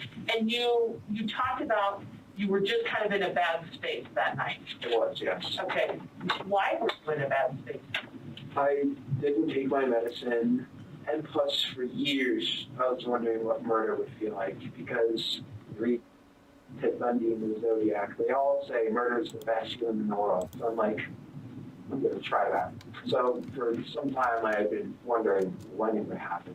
I always knew I would be in this building, whether it was as a criminal or a police officer. As shocking as it is that Brian's motivation comes down to a simple matter of sick curiosity, his last remark is almost more unbelievable. As mundane and evil as Brian's motive may seem, it's not one he made any attempt to hide. Even as he first talked to police in front of his house, the young killer was fully upfront about his curiosity. Like, for real human head and hands? Yes. From? That fellow who went missing recently. Which fellow was that? Warren Brown. Warren Brown? When did he go missing? The night of the 27th. Okay, and how did you end up with him? I murdered him. With what? A knife. Why would you have done that? I've always wondered what murder felt like. Brian's teachers were all asked an identical question. Seems like a He's been sweet preparing fellow. for this interview. Yeah. He's just so upfront about it. He doesn't even try to hide nothing. When Brian was arrested, were you surprised to hear that? No, I was not at all. I remember when I saw the story on the news, and you're like, that name sounds so familiar, and you're like, I guess I wasn't surprised, if that makes sense. I mean, I've been doing this for 23 years, and I know you can't really go off gut feelings, but I just always felt uneasy around Brian. Like there was, and just like he needed much more help than we could offer him in a public school setting. And so when I saw that, I hated to say I wasn't necessarily surprised that his path could have led to that point. Were you surprised to hear about what happened on the news? No, I wasn't. I was more let down by the system because, we had called it out that he needed help, with all those kind of flags were going off, and it still happens. Back in the interrogation, the detectives try to find out if Brian's curiosity was satisfied by the murder. So, to see what it felt like, what did it feel like? It was intense. It was a rush of adrenaline. My whole body was shaking. Not like out of fear. It was like... It wasn't fear. It was just pure excitement. I don't know what that means. Not excitement as in joy, just excitement as in increased heartbeat, sweating, that type of thing. Like an adrenaline jump. Yeah. Although I wasn't breaking a sweat killing the guy. It was quite easy. Well, did you enjoy it or not enjoy it? Did I enjoy it? I don't know. Sort of neutral of the whole thing. I didn't enjoy it, but I didn't hate it. If I go back that night, I wouldn't have done it, knowing what it felt like, knowing how this will all turn out. I wouldn't have done it. What did you think it was going to feel like? I thought it would be the best feeling in the world. So you said you didn't feel much of anything. Excitement. Oh, that's right. Okay. But other than that, no. Well, let us step out and figure out where we're going next, okay? Okay. The interrogation is over, and Brian's excitement is a positive feeling. So He says he's literally snarling like a fucking animal. I was actually pretty neutral about it. You know, it was really Yeah, I don't know about the whole neutral thing. It doesn't make any sense with this explanation on this. How he explains it and how excited he is to tell it. How he even says he was excited while doing it. That means he enjoyed it. But he's like, yeah, I'm neutral. Yeah, I think it seems like after all this, now he's finally getting to the point where he's like, okay, maybe I should be a little more careful about how I say things. Because this is actually, I'm going to prison and stuff, and this is going to determine how long this seems like finally at this last moment he does that. Seems highly satisfied with how he's cooperated with the detectives. He's enjoyed every minute of this conversation, and it seems that he at least partially achieved what he set out to do. And he's supposed to be so smart, but where the fuck is his lawyer? Nowhere to be seen. Seems to see himself in the same league as infamous killers such as Ted Bundy. Brian may be done talking on camera, but he still has one last comment to make. According to Detective Bird's official report, when he walked Brian to the booking department, Brian smiled and said, "I feel like Hannibal Lecter right now." I did too. Yeah. Brian Cohee Jr. pled not guilty by reason of insanity in January 2022. This plea triggered a psychological evaluation. Noting the matter-of-fact way he presented the details of the murder, the doctors asked him how he felt about the killing in retrospect. Brian said, quote, "Yeah, it's just kind of a thing that happened. It sucks, but it happened." When asked what about it sucks, Brian mentioned that he was now locked up, couldn't see his friends, and emphasized that he really missed video games and the internet. He did not, however, express any remorse for the victim. So I don't know what's going to happen now. I don't know how we got to get some kind of advice or find out what to do. Or if she has her own business here, and I have my own business, and I carry the same man's name as my son. Right. And now it's going to be all over the paper. Brian Cohee killed somebody. Right now we can't do anything. Well, we can't go anywhere. I'm not working anymore. She can't have any more kids anymore. Everything's over. It's all done now. It's over. Our lives are totally over. A jury ultimately rejected the insanity defense and found Brian Cohee Jr. guilty on 1 count of evidence tampering, 2 counts of tampering with a deceased human body, and 1 count of murder in the first degree. Because, Murray going to jail for 15 years probably. Contrary to Brian's estimations, 15 years probably. I don't think so, buddy. You would be so fucking lucky to only get 15 years. I like how the narrator's like, on the contrary. Yeah, on the contrary, he got like 60 years. What? He was sentenced to life in prison without the possibility of parole. He's currently serving out his sentence at Buena Vista Correctional Complex in Colorado Springs. Monique Lanati reflected on how she would want her friend to be remembered. Fucking 15 years. That's so dumb. Maybe if he was like driving a car and accidentally killed somebody, he'd get something like that. He ain't gonna get no fucking 15 years for this shit. To say one word about Warren, he was amazing. A permanent metal art memorial was installed next to Monique's bridal downtown, carefully crafted to reflect Warren Barnes' favorite pastime, reading books. They normally have the Patreon thing at the end. They didn't do it. I miss watching Shabisky. Yeah, that's what he missed the most after being locked up. It was Minecraft and watching Shabisky. So I don't know if people want to come through and boss it up with the goal up there. But if we can get this goal here to at least halfway, maybe 30% on, or not 30%, $30 in on the goal, that would, I guess, 75%. If we could get like halfway or 75% on the goal, that would be awesome, and we'll cover another video here. We'll keep this stream going. So the link's in the chat. Also, I guess if one person becomes a $10 patron. So the link's in the description below for Patreon, as well as the link for Streamlabs, but the Streamlabs link is pinned in the chat as well. Hot times out here, daddy. Yeah, Shabby needs that 40. Yeah.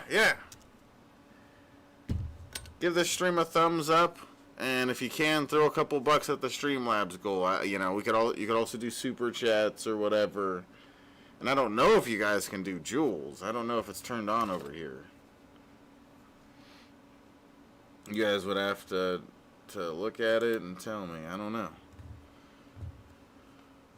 Oh, damn.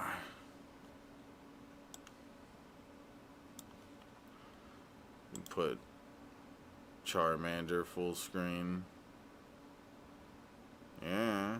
That looks like it's from, the one where you take pictures, whatever that crap was called. I don't remember. I think it is, dude. Pokemon Snap. Snap, yeah, that's it. Snap. Yeah, that Charizard was about to get snapped right there. It's true. Yeah, Pokemon Snap. Gosh, I'm surprised. We've been doing decent with some tips the last couple streams we did, but this stream, for some reason, completely dead with the tips.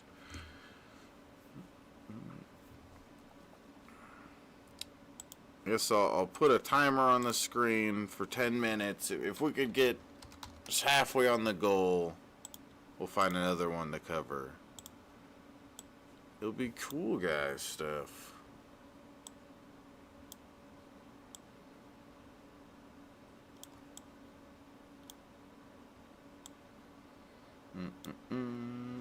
Oh, damn. Pokemon Snap. Where's Chelsea at? She ditched us. Wow. What the Can't fuck? believe her, dude. I'm so pissed. Where's Paradox and Young Mind? How come I don't see them in the chat? Or do I? Where are they? Traitors, dude. Don't see neither one. They're a bunch of traitors. They're good for nothing. Silly willy slappers. Or whatever. I don't know. I'm trying to figure out something. So, alright. Come on, guys. 9 minutes on the timer. We could do this. We could do some damage on the goal for some more high crimes. And again, if just one person becomes a patron, a $10 patron, we'll keep this stream going. We'll cover another video.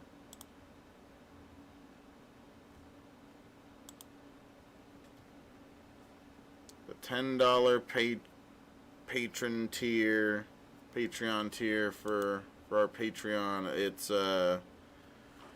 It's for you guys to come on and hang out with us, like as guests, like Timmy here, even though he fell asleep, I guess. Which He was a disembodied pair of arms about 20 minutes ago. Figured he was down for the count. Yeah, Timmy tends to fall asleep a lot. Tends to take cat naps all day, all the time. Something wrong with that boy. I'll tell you what. That boy just ain't right.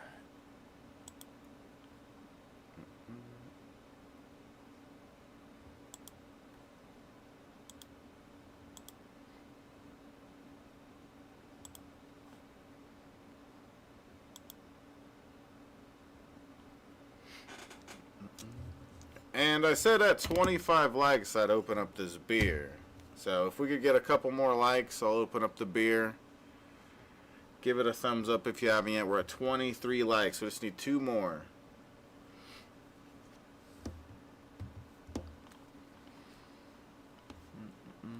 But yeah, we could cover lots of other ones. Lots of other vidges.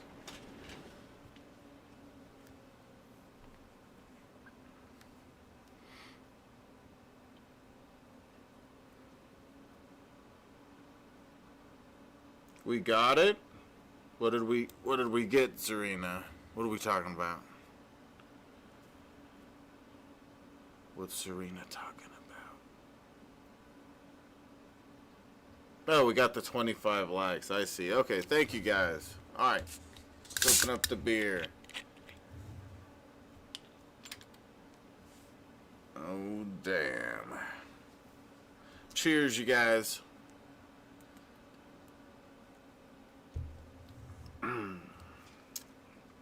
Holy shit on a dick. Have you been drinking anything tonight, Dirt? Yeah, I had a couple of beers sitting here. Whoa. That's... Couple of beers. That's crazy. Nothing crazy, just a couple of beers. Oh, there's Chelsea. Hey, Bill Hicks coming through with a $20 tip. That man, dude. Thank you, Bill Hicks. We appreciate you, big balls. You better make sure it's something we haven't already seen for Bill Hicks, dude. He can pick. Well, as Lucky long as it's draw, something. Bill. I'd also want him to pick something that we haven't already seen, because that would be lame just to watch something we watched recently already. So, yeah, you can pick Bill Hicks.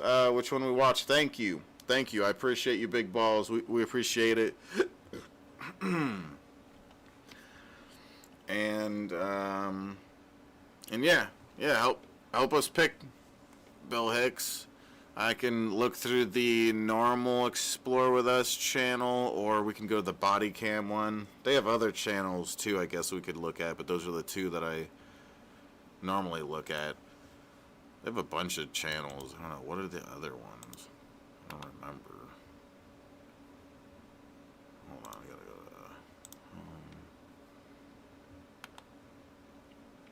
to God, they got Ewu Crime Storytime, Ewu Stories, Ewu History.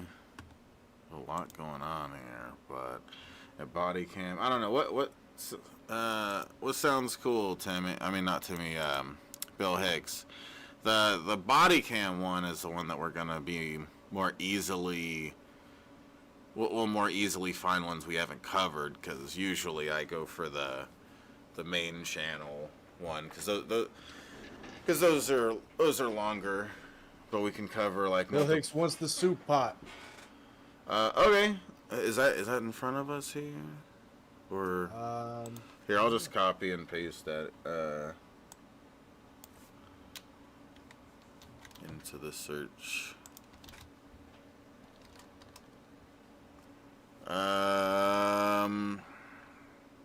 Fuck you, whatever your name is, whatever that is. See, they're copying me. Have we covered this one? We could go for it. I think we may have covered it, but I might be getting it mixed up with another one. I think there might have been another story about a soup pot kind of thing.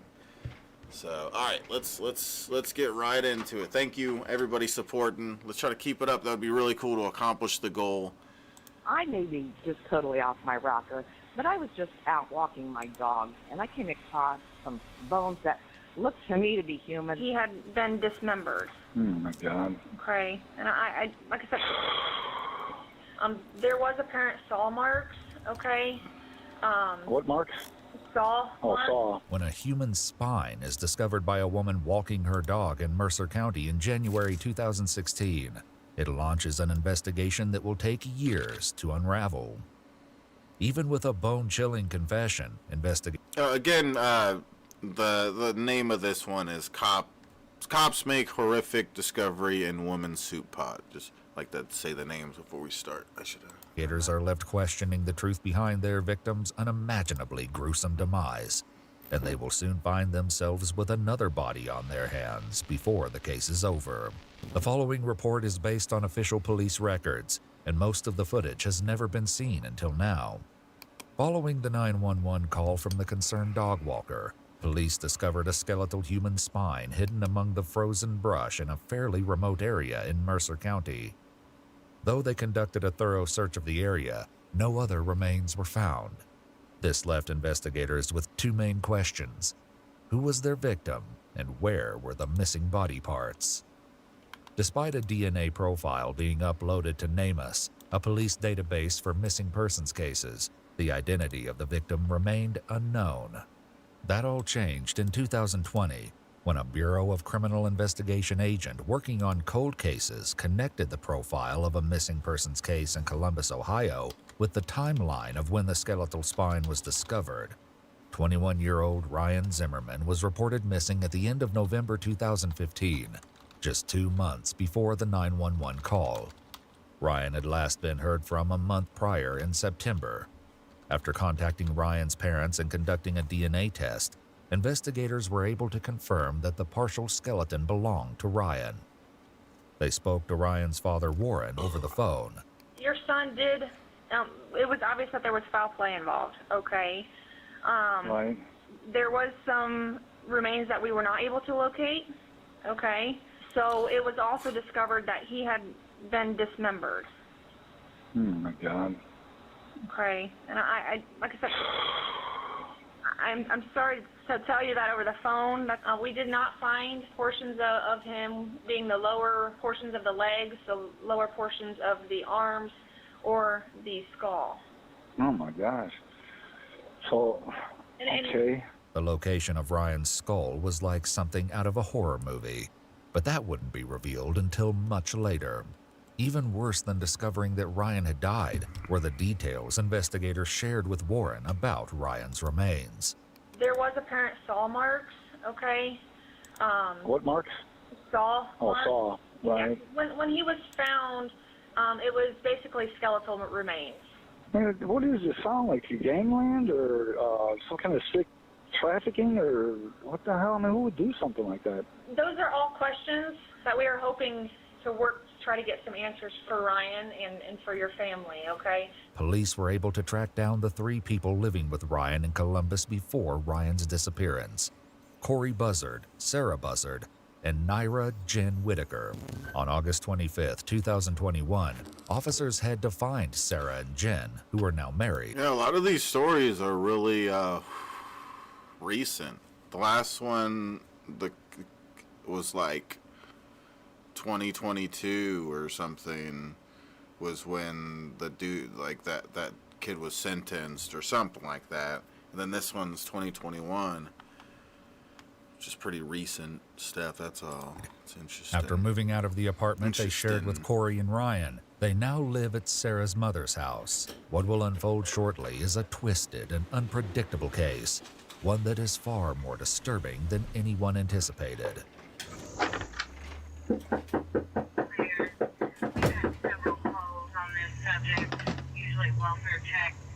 It takes a few minutes, but eventually Sarah answers the door. Hello, police department. Looking for Sarah. Come step out for me. All right, sorry I had to wake you. No, it's right. Well, I think you got a warrant. Warrant? It's out of Ohio, I think. It's a theft warrant, I believe. Okay. All right, so we have to take care of it. 002, I've got her out front. All right, so go ahead and turn around, put your hands behind your back for me. Though he doesn't know it just yet, the officer asks Sarah a question that will foreshadow a devastating series of events. I don't want to sound nervous, but do you have any weapons or anything in the house upstairs that I need to worry about? Just don't. I mean, I don't want them coming out with a gun or anything like that. A theft charge. Sarah informs the officers that her mother and Jen are inside the home, and they soon join her on the porch. Just a little bit. Okay, so what's going on? Well, we got to take her downtown. I got to look at exactly what the warrant is for, and then we'll go from there. So I can. It's through Ohio, so they sent us over here. So others sent the warrant over here. We get them from out of state all the time. You know what I mean? Girls and my daughter Zip, we never that kind of person. But if there's something missing over there, I mean just Take some deep breaths, Sarah. yeah, once you move it. While the officer dances around their questions regarding Sarah's arrest, Sarah's disposition begins to take a turn. You been sick? smoke, I'm sorry. Okay. Have you been sick or? No, just shocked. Oh, okay. Despite looking like she might pass out, it's decided that Sarah can travel to the police station. Okay, I'm gonna hold your arm so you don't fall over, okay? Once at the police station and in an interrogation room, Sarah is told that detectives from Ohio want to speak with her. Hi, Sarah. Hello. I'm Megan Baker. I'm with the Sheriff's Office in Ohio. I'm Rick Ward. Hello, Sarah. Well, I'm assuming you have lots of questions. Okay. We're going to take some time and sit down with you here, and maybe we can get some answers for those questions for you, if that's okay. Sarah has read her Miranda rights and agrees to speak with the detectives. They immediately dive into questioning, beginning with her time in Columbus almost 6 years ago. Sarah explains that she lived with her then-husband, Corey Buzzard. While married to Corey, Sarah had also started dating Jen, who was transgender. Eventually, as her relationship with Sarah progressed, Jen moved in with Corey and Sarah. A few months later, they got another roommate, someone named Emma. And that's a little bit about why we're here, is to talk about Emma, also known as Ryan Zimmerman. He went missing. Are you familiar with any of that? Okay. Oh, were they trans as well, I guess, the Emma thing? So I guess, So tell me what you know sounds about Ryan. Or Emma, if you know him as Emma. Okay. According to Sarah and Jen, Ryan was newly transitioning, which is why they knew Ryan by the name Emma. However, this claim hasn't been substantiated or verified by any members of Ryan's family. It's a little bit of a touchy subject. My husband at the time had sexual interests. They had talked online extensively, and he had invited them to come stay with us, which I did not want to happen, but long story short, it did. After Sarah and her partner Jen move into the house with her and Corey, Corey decided to meet someone and reached out to Ryan online. After speaking for a short period, Ryan moved into the Columbus apartment as well. At the same time that Sarah is in interrogation at Sarah's mother's house, Jen is also being approached by detectives. However, Jen is a little more hesitant to speak with them. What seems like it may be a simple conversation about Sarah's apparent arrest for theft will soon have a nightmarish outcome. Please step outside. Okay, we have a search warrant for the residence too. Okay, so we're not stepping outside. We're working a missing persons case from Ohio. The Ohio Attorney General's office has a task force with missing persons. Okay. And Ryan Zimmerman lived with you guys in Columbus in 2015 with you and Sarah and Corey, September 2015, right? And he's missing. And you guys were like the last people to see him. After clarifying that Ryan also went by the name Emma, or M, Jen remembers briefly living with Ryan. The investigators will often switch between referring to Ryan as Ryan and as M or Emma. After only living with Corey, Sarah, and Jen for 2 months, Ryan was asked to leave. Sarah claims that Ryan and Corey's relationship ended, and Ryan never found a job, which was part of her agreement to allow Ryan to stay in the apartment. Because of this, Corey told Ryan to leave, and Ryan planned to leave on September 25th. This timeline correlates with the last time anyone heard from Ryan. I know that they had tried to plead with me to give them another chance, but I said that I'd already given too many chances and that it was Corey's call, ultimately. And I remember them packing, and either I went to the store or I was in a different room. I don't remember. I can't quite remember. Who was all home at that time? I was, Corey was not, and then my girlfriend was over, so we might have been in the living room. I honestly, I don't remember. Okay. I just know that 1 minute Emma was there. Bill Hicks. And One of then them. the next, he had just left. Okay. Did you see him leave? Like pull away in a vehicle or something? Somebody pulled up and he got in the car and drove off.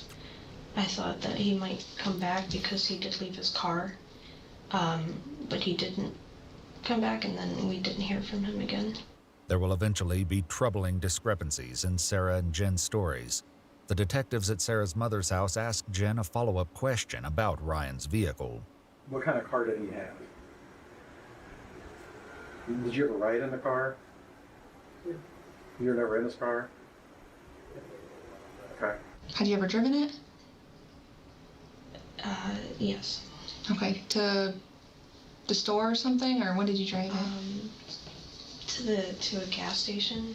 I couldn't get it to start again, so I had to call a tow company to bring it back, but I was embarrassed about it because I didn't really have permission to drive it. So did you drive it while he was still living there? No, this was after he'd left. Oh, okay. Were you by yourself during this? My girlfriend was with me. Unknowingly, Sarah has just unraveled one of the mysteries behind Ryan's disappearance. Warren, Ryan's father, had been alerted that something was wrong when Ryan's vehicle was found abandoned. Though the license plate was missing, police found some of Ryan's belongings inside the vehicle, along with the keys and a full tank of gas. Warren had taken it upon himself to knock on neighbors' doors to see if they remembered anything useful about the car or Ryan's disappearance. To his surprise, someone did. One of the neighbors said they saw the car get dropped off by a tow truck near the apartments where Ryan was staying with Corey, Sarah, and Jen. And about a half hour later, the Columbus Police Department came and wrote the ticket up and had the vehicle towed. I'm thinking, why would somebody, it was like they wanted it to get picked up. Sarah claimed that she thought the vehicle had vanished because Ryan had returned and took it. Yeah, Bill Hicks. Well, it seems like they were just in the beginning of trying to transition, so they were still very much referred to as him while they were trying this new thing of Emma, It seems like it was right in the beginning, and that's why it's kind of back and forth on it.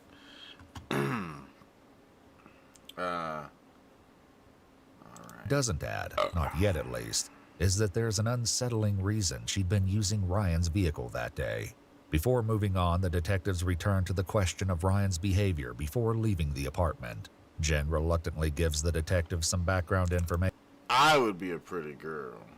I just want to put that out there. About the living situation before Ryan left, claiming Ryan was usually in the spare bedroom and was reclusive. Jen believed that Corey regretted asking Ryan to move in with them. It was kind of weird. I guess how weird? Like, was she just kind of clingy? That's the thing too. No, Em was so. Okay, I have pretty bad social anxiety. Mm-hmm. But Em seemed to have way worse social anxiety. Okay. And how was Em's behavior then? Excessively shy. Okay. Jen also explains the reason for some of the tension with Ryan. Sorry, it's just the anxiety. Sure. I don't like to admit that I am trans. Damn. But they're disrespecting their pronouns, Bill Hicks. Just weird. Corey brought another trans person into the house because that's what they wanted. They had, I shouldn't use gender neutral for Corey because that's confusing. Corey had papers written up about, I forget what he calls it, like the trifecta or perfect relationship, but it involved one man, one woman, and a trans woman. Okay.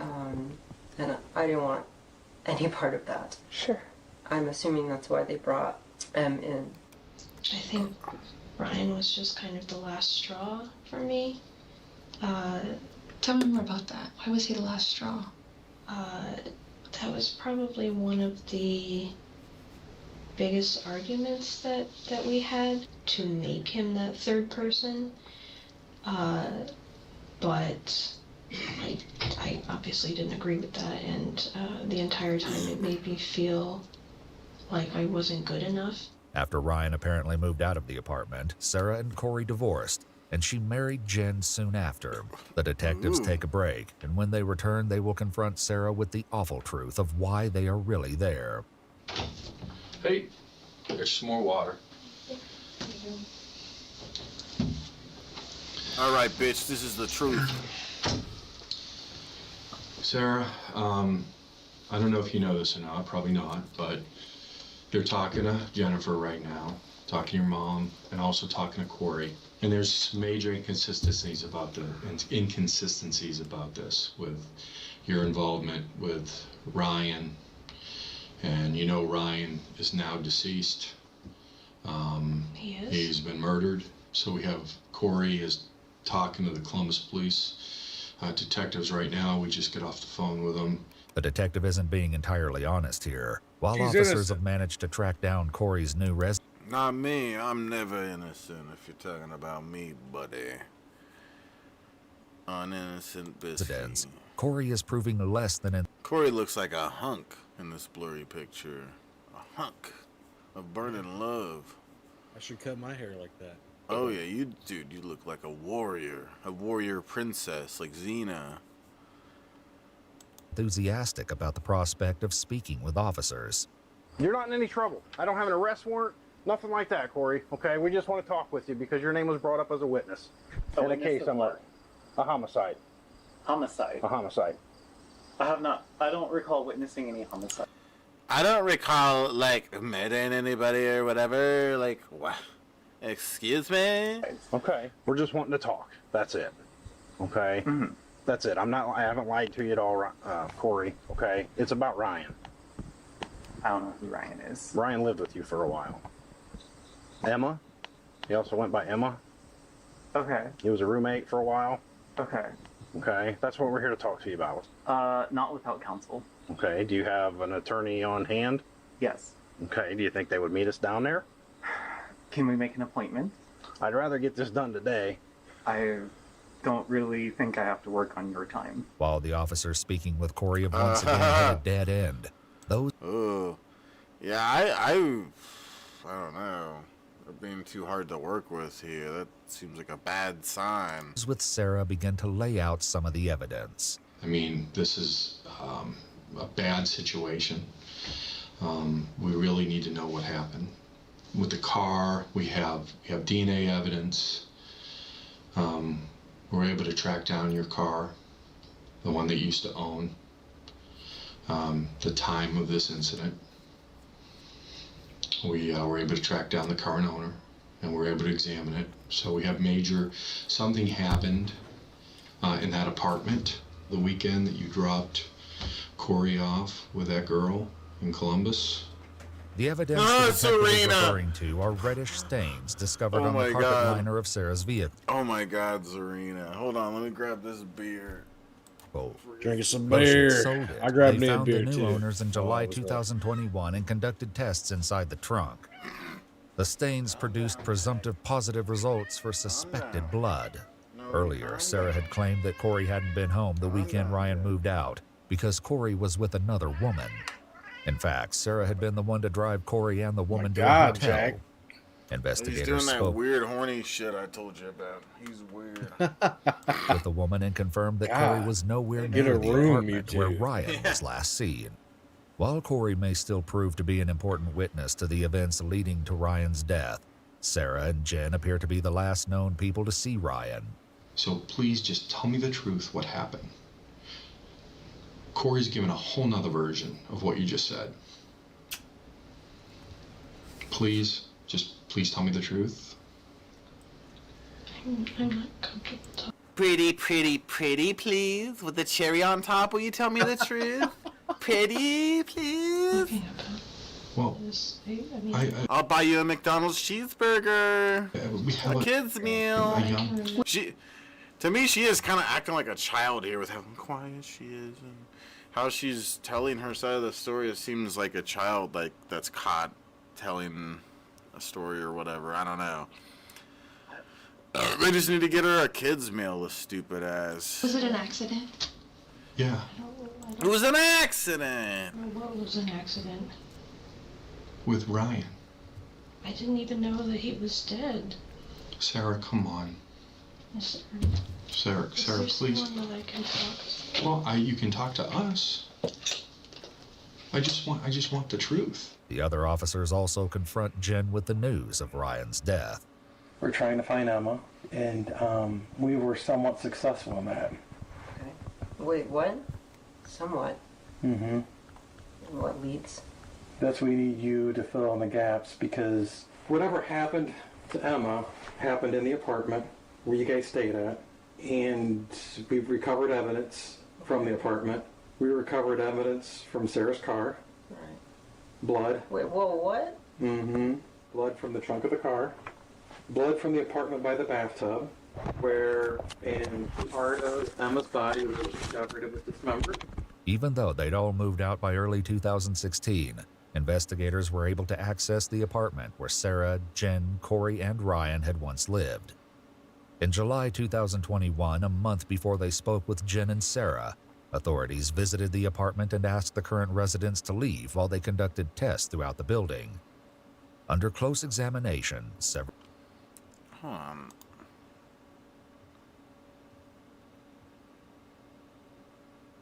What is even going on here?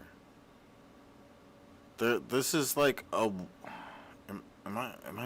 This is like a wall mount for a TV. And it's hanging off here, and then the TV's on a table. I don't know what's going on in this picture. Did they half mount it? They mounted it like in this weird corner. I'm sorry. This is just I'm just like trying to put it all together, and it looks fucking stupid. That's what it looks like. They put a wall mount in this weird corner so that they could have a TV that basically just sits on a table. I don't know. Whatever. 2021, a month before they spoke with Jen and Sarah. A fucking house full of retards trying to learn how to mount a TV. Authority. That's the only way they could find a stud, is if they went to the edge right there. Otherwise, it would take them hours. He's visited the apartment and asked the current residents to leave while they conducted tests throughout the building. Under close examination, several areas in the bathroom reacted to a chemical reagent indicating latent blood residue, including the bathroom floor and the cabinet. No way. No way she had anything to do with any of that. She did. No, there's no way. Tell me why. It's just stupid, because you may as well get a thing for the TV for it to sit on a table if you're just gonna. I don't know. Whatever.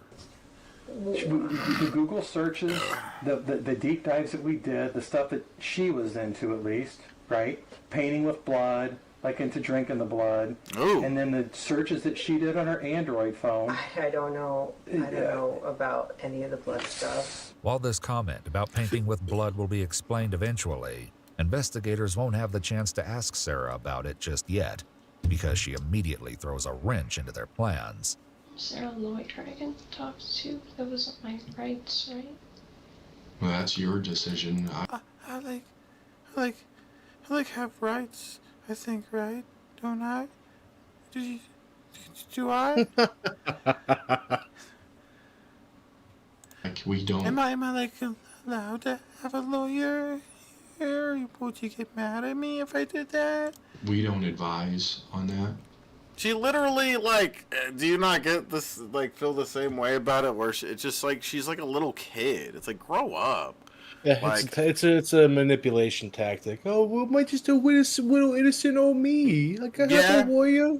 Yeah, I agree. Yeah, she probably would not normally talk this way to her friends that we've seen, here and stuff. She's not going, oh, yeah, I hope that, she's doing it specifically for this, to try to seem like some innocent little thing, and she ain't full of nobody. But all we're asking is for the truth. I don't know what to say.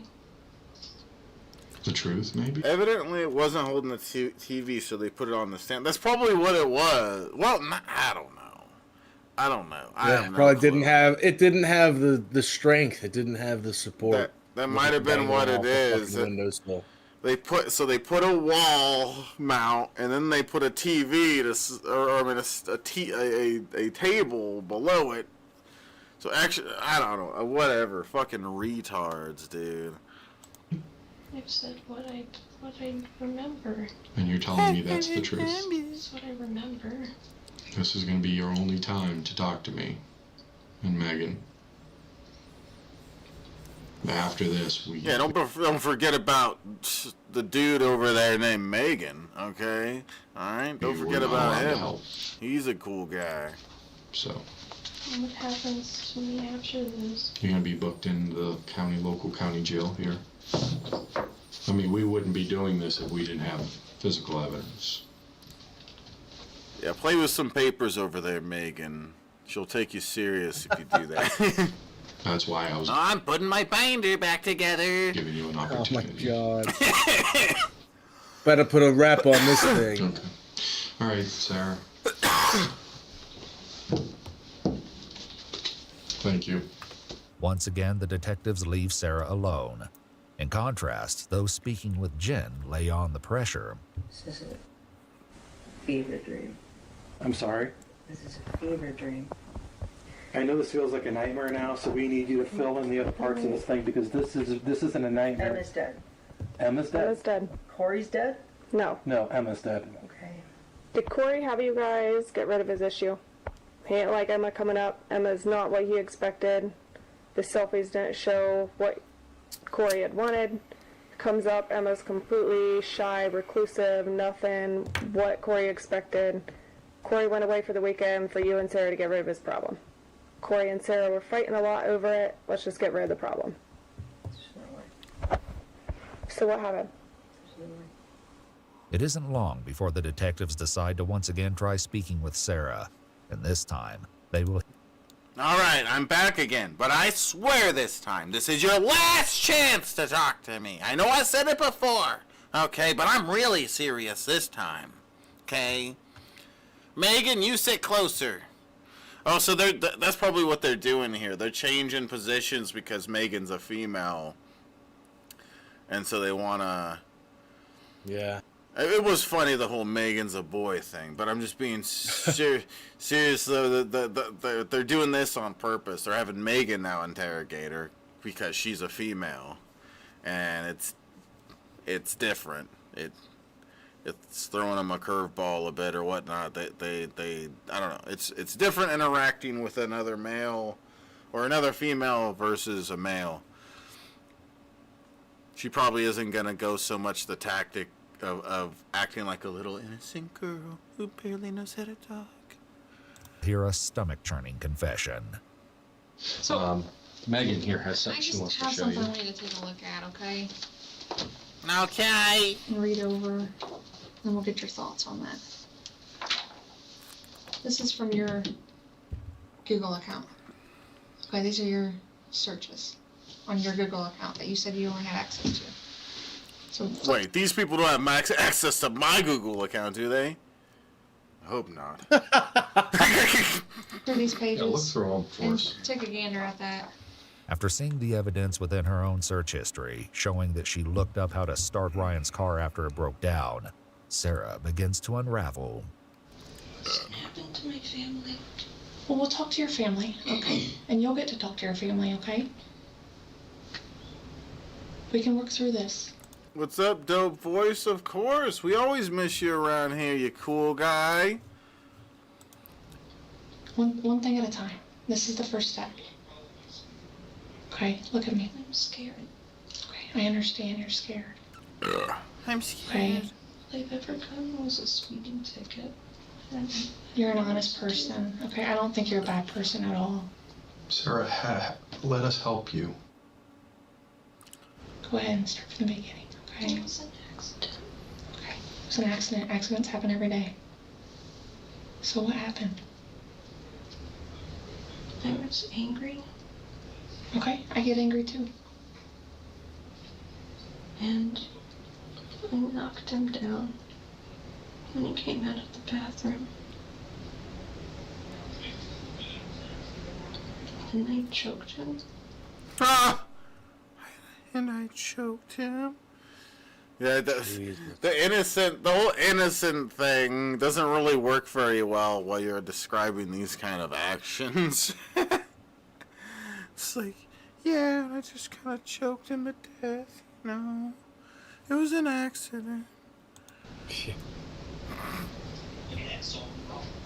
The oldest trick in the book. It was an accident. It was an accident. She must have been watching DP before this. Another Shabisky Yes, fan. another fan. They're all over. What can I say? I'm a lovable retard. I've done anything like that. And I got scared. I didn't know what to do. You were scared. I realized I ruined my life. While the detectives speaking with Sarah have finally made some headway, those with Jen are hitting roadblock after roadblock. I'll be honest with you. I think it's been eating you up. Is it eating Sarah up? I mean, people can have differences with people, right? But to this extent, you know, it would eat somebody up, literally. I mean, you would be not sleeping well, not functioning well. You know, it's a lot, right? No, that's a lot. Yeah, it is. But no, I wasn't aware of that. I've been living fine. Okay, so maybe Serena. Things are fine until Emma came along. And then I've had a lot of catchphrases over the years, Serena. I've had a lot. You'd be surprised. I'm a weirdo. I used to say, pussy money weed, pussy money hoe, all a motherfucker ever need and ever know. Oh my God. I don't know. I had a bunch of them. No, if you want to go back to that, no. But even then, no. But, things have been fine. There was no murder weighing on us. While Jen continues denying any knowledge, Sarah is telling a very different story. I put him in a chokehold and knocked him down. Did he pass out? What the fuck, Ryan? I could have took this bitch. Okay? No, I'm kidding. No, I shouldn't have said that. Being a dick today. Your I'm words sorry, exchanged. He passed out. Okay. And I didn't let go. Mm-hmm. And then it was too late. He stopped moving. Do you, Zarina? That's awesome. You guys are awesome. Yeah, I'm so random. I just come up with these random little catchphrases and stuff. I'm weird like that. I started turning white. And I couldn't go Wait, there. was he black before this? Oh my God. I'm sorry. That I couldn't help it. I'm sorry. I had no idea where you were going with that. I don't know why. I'm surprised. I started turning white. And I couldn't go near him. Though this is the first time Sarah has shared what happened to Ryan, this is only one version of the story, and with each retelling, the details only grow more and more unsettling. Sarah claims that Jen That was pretty funny. Was he black before that? heard the commotion from That was pretty good, right? downstairs and came up to see what had happened. I had to figure out how to get rid of it. Mm-hmm. So what happened? And I cut it up. We being you and Jen? Was this when Corey was away at the hotel? Okay. So where did you cut him up at? Bathtub? What did you use? Some kind of saw. Where did that come from? Some kind of saw. She just wants the way she talks is she wants to separate herself from knowing information well. So it's like yeah, it's some kind of saw. And what did she say before that? I'm sorry. We cut it up. And so she's separating herself from the information where she's describing the things. She could be describing it well because she's trying her best to seem innocent here and everything, but she's fucking got the IQ of a dead giraffe. What We can I being you say? and Jen? Was this when Corey was away at the hotel? Okay. So where did you cut him up at? Bathtub. What did you use? kind of assault. Where did that come from? I found it in the shed. So you each have your own shed there? Okay. Who did the cutting? Mostly me. Jen, on the other hand, Mostly me. With their innocent little voice. Okay, yeah, I did most of the work. Slicing up the dead body. You know. Yeah, that's pretty shnasty, dude. Then I got hungry and went and got a kid's meal. Yeah, oh my god. refuses to make any concessions. I just don't remember. Yeah, you do. No, I don't. Here's the thing. I don't remember any of it. I don't remember. Yeah, I would probably remember if it was murder and a saw. And where did you cut him at? And again, this is all stuff I already know. Okay, I just need to hear it straight from you. The joints. The joints? Can you point to I guess what you mean by joints? The elbows. The wrists, ankles, Mm-hmm. knees. And then up here? On the neck, okay. Does Jen help cut him up? Not really. She wasn't feeling well. She got kind of sick. Okay. So I took over most of it. But did she help a little bit at the beginning? Okay. We were both really scared. One of the officers in Jen's interview steps out of the room. It's so weird how they don't understand just how much power their words have here. You know? If she would have said, no, she didn't do none of it, I just did it all. There's so much power in that. She could have, like, this person would, you know? I mean, even if it's a lie, they're gonna, like, I don't know, I don't know. There's just so much power that they have in this position right here. They could say all sorts of things that the cops, plenty of times, people get falsely accused and whatever of crimes. It happens. It's a very big thing. Like the numbers are big with how much people get found to be falsely accused of crimes and arrested and all that.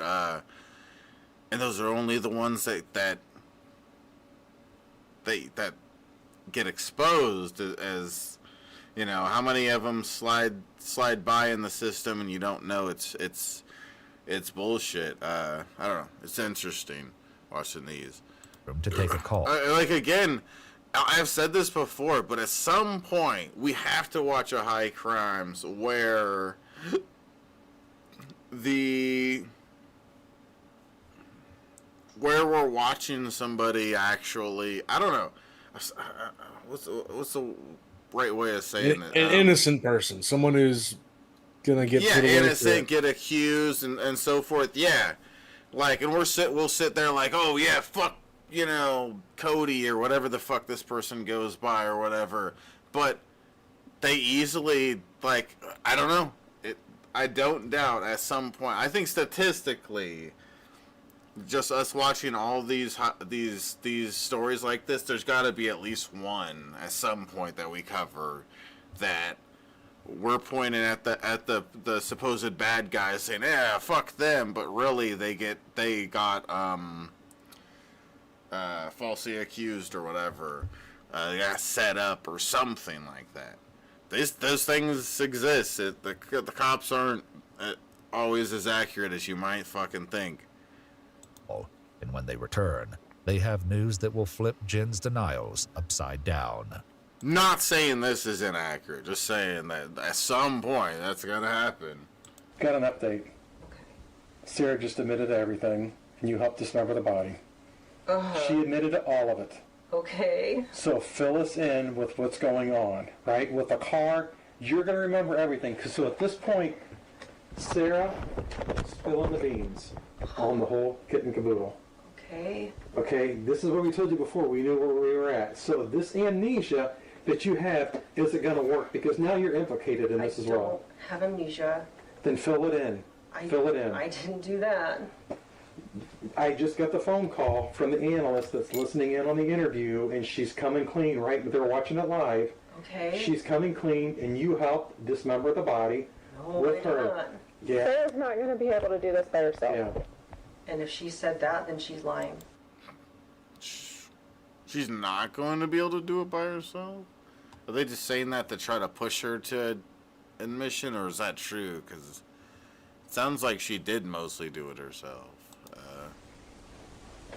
You just said before Sarah wouldn't lie. She's not lying. I didn't say she wouldn't. So who's lying here? It's not Sarah. It is definitely Sarah. If she said that whole... Yeah, I would remember that. Just at the point because you're being implicated now. So now it's a lie. Yeah, I would remember that. I love that. I'm sorry, that really isn't the normal response from somebody like this in this position. Yeah, I would remember that, I think, if I cut somebody up. I think. Pretty sure. No. We just want to get Emma his family's... Yes. Where did you guys go then with the body? All right, let's get to this part here. Where did you go with the body after it's dismembered? And don't say you don't know. Because I don't have to say I don't know for that, because we didn't do that. Luckily for investigators, Sarah is giving them all the answers. This, however, is only her first confession, and she will eventually share another that changes everything. So, you got him cut up, then what happens? We have to figure out where to put everything. So where did you say you put his belongings? Where did those go? Like his clothes and his... Just in one of the bags. Okay, and where did those... We put those in a bin. Like a dumpster? No, like, Wait, like a dank dumpster? Did you put the body in a dank dumpster? You crazy bitch. Okay? How dare you defile our dank dumpster like that, you fucking bitch. Tupperware bin. Oh, okay. And where did that go? In the back of his car. Okay. We were going to drive the car somewhere. Mm-hmm. And I don't like her. But the car wouldn't start. This is the real story about the tow truck. According to Sarah, she and Jen planned to dispose of Ryan's dismembered body parts, which they loaded into the back of Ryan's own car. While their plan had been to abandon the car in a deserted location in Illinois before taking a Greyhound bus back, Ryan's car refused to start after they stopped at a gas station.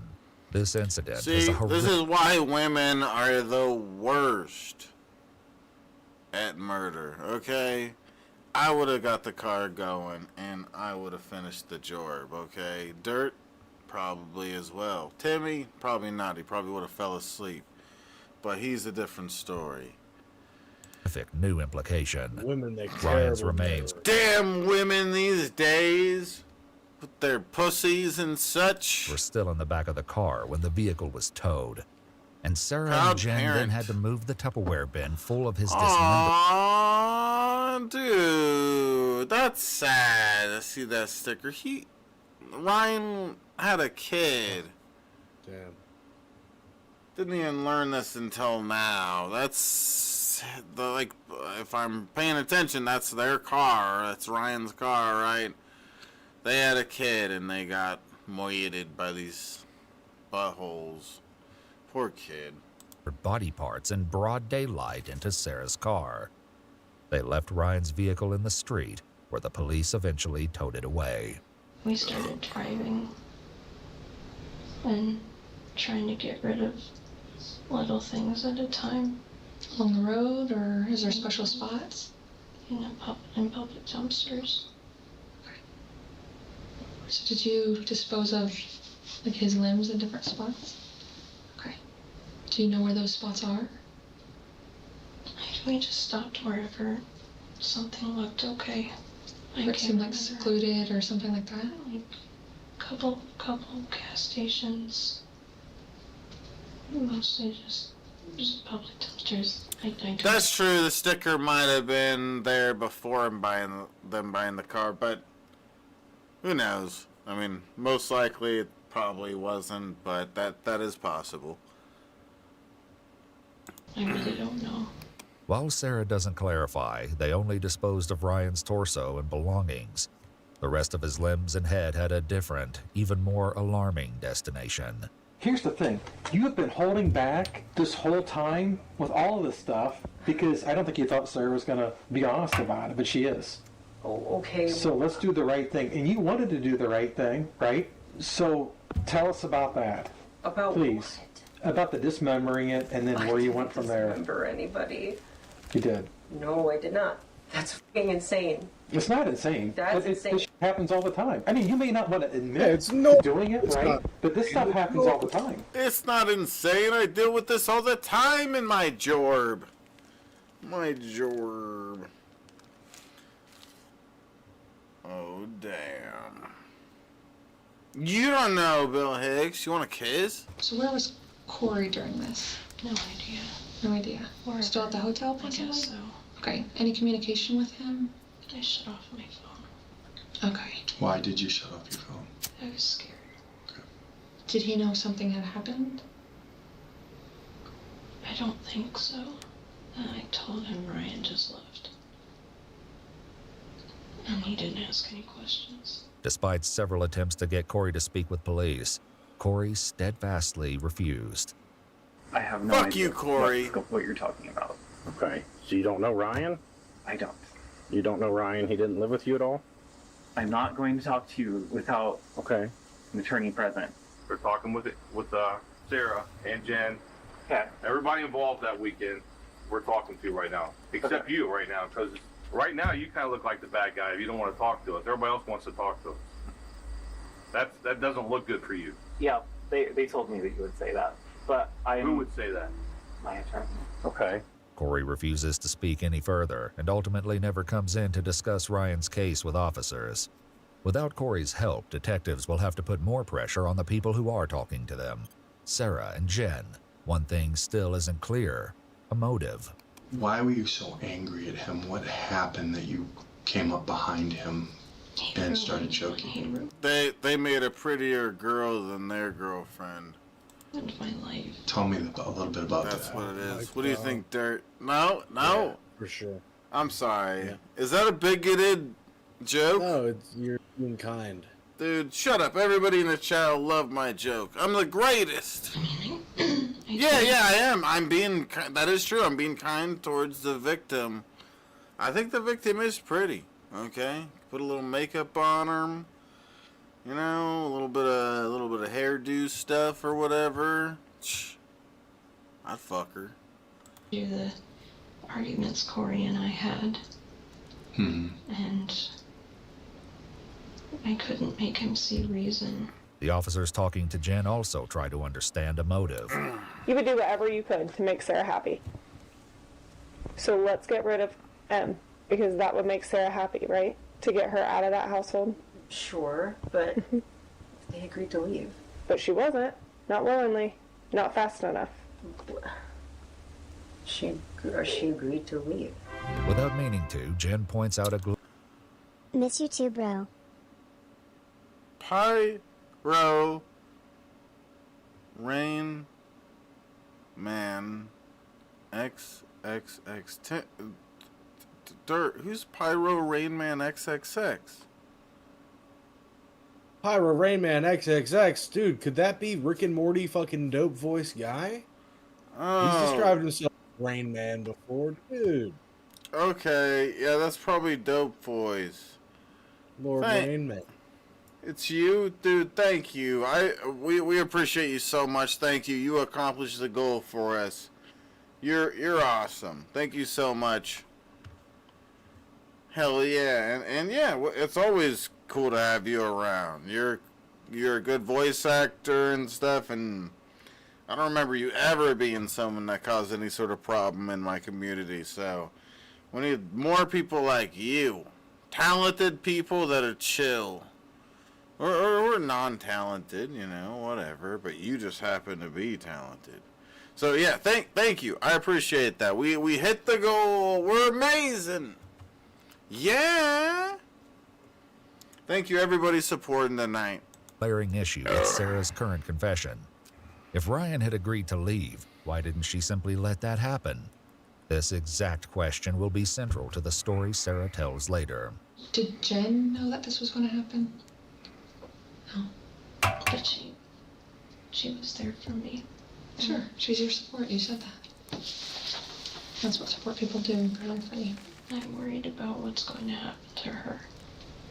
I understand that. We It's only understand, natural. and we appreciate you talking to us openly. The detectives have no reason to assume that Sarah means anything more than simply worrying about Jen, but her concern hints at a disastrous turn of events soon to come. So what happened? You got him. Something happened to Emma, and you put him in the tub, and you guys did your thing. Fill us in on that, please. That didn't happen. She's filling in the gaps where you are not filling in the gaps, though we know that you know what happened, right?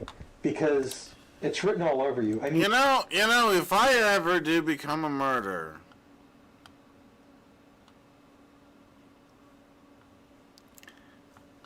this would be a lot of training that I went through here. Understand what to deal with, when dealing with the corpse. The corpse? Not the corpse like the dead body. Well, both. The cops and the corpse. The corpse. Yeah. I was saying corpse like cops, like Brett Keane, but... Oh. But Well, corpse. both, yeah. Yeah. You know what I'm saying? Yeah. Vote for the winning team, guys. as soon as you get to a hot point, you minimize and you kind of look down. It's like a kid. You remember that, Dirt? Vote for the winning team. Yeah. A parent. I don't want to look and acknowledge that I'm lying to you. Surprise! I have anxiety. So when you started dismembering it, right? So what happened from there? Not right. So Sarah started. Was Sarah dismembering at this point in time? No. You were just holding on to the limbs, you're keeping a lookout? No. What are you doing? No. She's not cutting this body up herself. That's probably because she cut up. That's what I've been thinking this whole time, Bill Hicks. When does this soup come into play? Hold on. We're gonna be making Campbell's soup soon. It's coming. It's gonna be delicious. You're gonna love it. Okay. You're hella sober right now with dope voice. Well, you need to change that. Okay. Dude, you gotta get fucked up and sober. Yeah, like that. Yeah. God, that's an old meme. Yeah, and it's a good one. It's a good one, but only if people know it. Most of these people have no clue about that meme. I don't know how to get fucked up and sober. And sober. Yeah, I remember. Yeah. No, she didn't. She did. Yes, she did. The detectives attempt a different approach to get Jen to talk. It's more beneficial to go, this is where it is. And it shows that you're wanting to make things right. You want to get things better, and you're showing remorse. Because the judge, I'm not back in our showing county... remorse because I don't know how to process this. And I'm not showing remorse. There is no remorse to be had. So getting rid of disposing of a body, you shouldn't show remorse for that? Of course you should. Yeah. You're still in shock that Sarah has come clean with everything, right? There's no way she did this. And your world's crashing down, and we're just trying to help you figure a way to make it a little softer of a crash. Even though Jen refuses to believe Sarah admitted to the death and dismemberment of Ryan, Sarah's own interview is already wrapping up. I just don't know what to do because I thought I had my whole life ahead of me. And I mean... Yeah, you do. Just in prison. That's fine. That's fine. One mistake. And that's exactly now it. now it's over. Don't cut yourself short. I just turned 30 and I feel like that's one step at a time. Okay? 1 foot in front of the other at a time here. Continuing to show an unsettling lack of concern for Ryan, Sarah then makes an inquiry. Is there any kind of bail or am I going to have to stay there? Any kind of bail. Yeah, $500, dude. That's all it is, and you're out. You're right back on the show. Yeah. Oh my God. Bail. She's talking about. The whole time. There's not bail right now. But that's not to say that there won't be bail in the future. Okay? Just not right at the present time. Sarah is informed that the charges against her include tampering with evidence, grand theft of a motor vehicle, abuse of a corpse, and gross abuse of a corpse. Okay, I appreciate you being honest with us. We appreciate you, Dope Voice. Thank you, man. Thanks for checking in and helping with the cool guy. Yeah, Dope Voice, you're the greatest, and you helped me before with that cool guy video. I'm glad you're a part of it. The end of it's cool. Everybody's like, whoa, you know Rick and Morty people or whatever. And I'm like, yeah. Hell yeah. Yeah. Cheers, everybody. Because that's the kind of person you are. Thank you, Sarah. I hope it doesn't. Oh, yeah. We'll give you a few moments, okay? One of the officers who had been interviewing Sarah brain-dead. heads over to Sarah's mom's house in order to take a crack at Jen and see if he can break through the unrelenting denials. This is where everything goes horribly wrong. Where are they? Whoa. Oh my god. Though the video footage is redacted, Jen is introduced. Why do things go horribly wrong? Soup pot. Yeah, this is interesting, okay. To the detective who spoke with Sarah and is then read the Miranda rights. Am I being arrested? Okay, well, we have some things we need to talk to you about. But you're not saying yes or no. Well, because it all depends on you. So we're going based on physical evidence and now what Sarah told us. That's my job. I'm doing my job. They're doing their job. Sorry, I don't want to put words in your mouth. No, go ahead. They said that she said she was involved. Absolutely. 100%. And this interview is being recorded. Okay. And I cannot lie about that. I trust you. She absolutely said she was involved, and she gave details, and you were involved in those details. I mean, I'm not making it up. I don't know how I was involved. Well, she told us how you were involved, but I don't want to go into those details because if you tell me and something's different, I have to go back and talk to her and try to iron out the inconsistencies. Hearing that the detective isn't lying about Sarah's confession seems to be a turning point for Jen, but not in the way they hope. I don't remember any of that. I don't remember. That's her defense over and over again. I don't remember. I don't recall. It isn't like... What? A body dismembered in my apartment? Oh, no. She says that I helped cut off the head? Oh, I don't remember. I don't recall such a thing. Oh. Why Sarah would say that? What a believable response. You're just surprised Sarah said it. Of course I am. Right, because you've gotten away from it this whole time until today. After hours of conversation, the new detective points out something that the others have failed to notice. While speaking with the officers, a purse has remained on Jen's lap. What's in your purse? Comfortable and calm. After Jen explains, they quickly move on and continue questioning. Wish we had the camera footage of this so we saw the purse and heard whatever. This time about the evidence they've uncovered, a choice that will likely haunt the detectives for the rest of their careers. And we found large quantities of blood in the trunk from Emma. That's a clue. We call them police work. You know, I'm not trying to be facetious, but that's called a clue. You know, so I mean, when we put two and two together, and then we talked to Sarah, and it all kind of matches up. You know what I mean? It all matches up.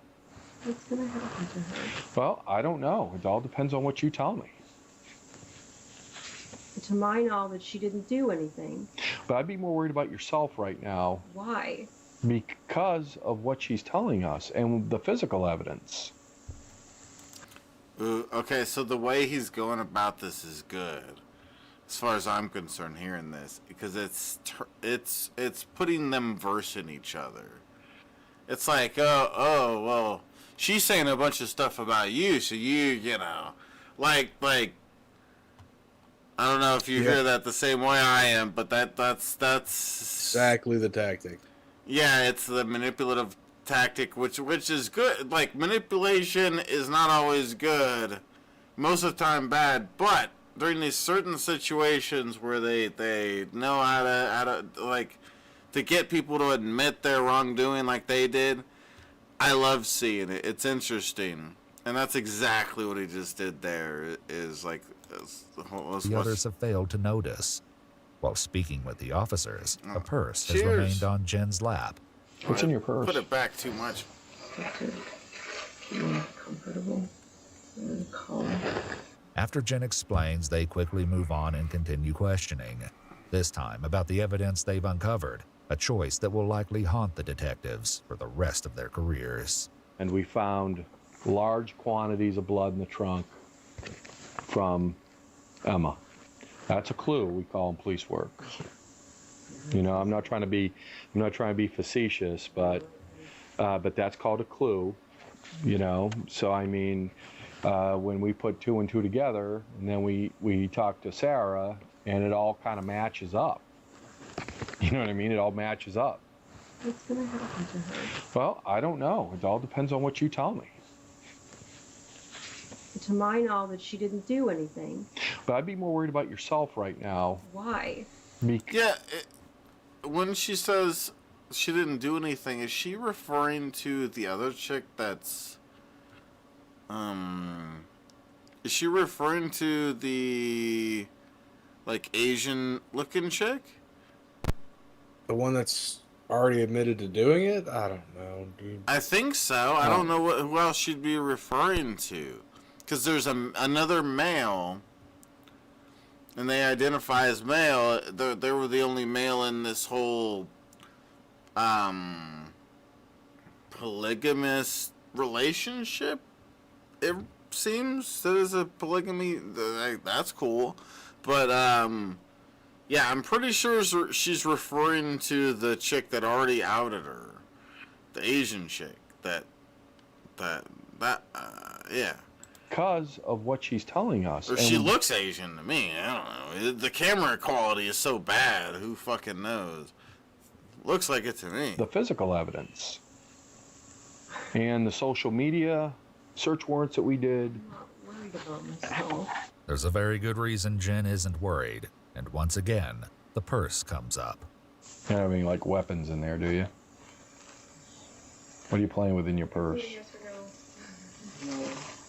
So, Jen, like we talked about, you asked if you were under arrest. You are going to be placed into custody. So they let her in to this room with a purse. I think they're at her home. Oh, are they at her home? Okay, yeah, never mind. That makes sense then. Okay. I'm thinking, okay, thank you for clarifying that. Because, yeah, I'm feeling like they're at the police station. Yeah, they're probably at her house. I want to, before this gentleman, he's a detective with the City of Marion Police Department. You're going to be booked into their...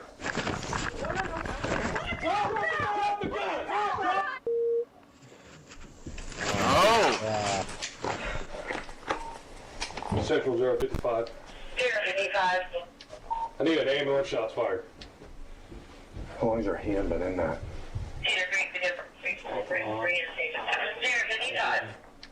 055, 9512. Need you to respond to the scene. Do we have a victim? Affirmative.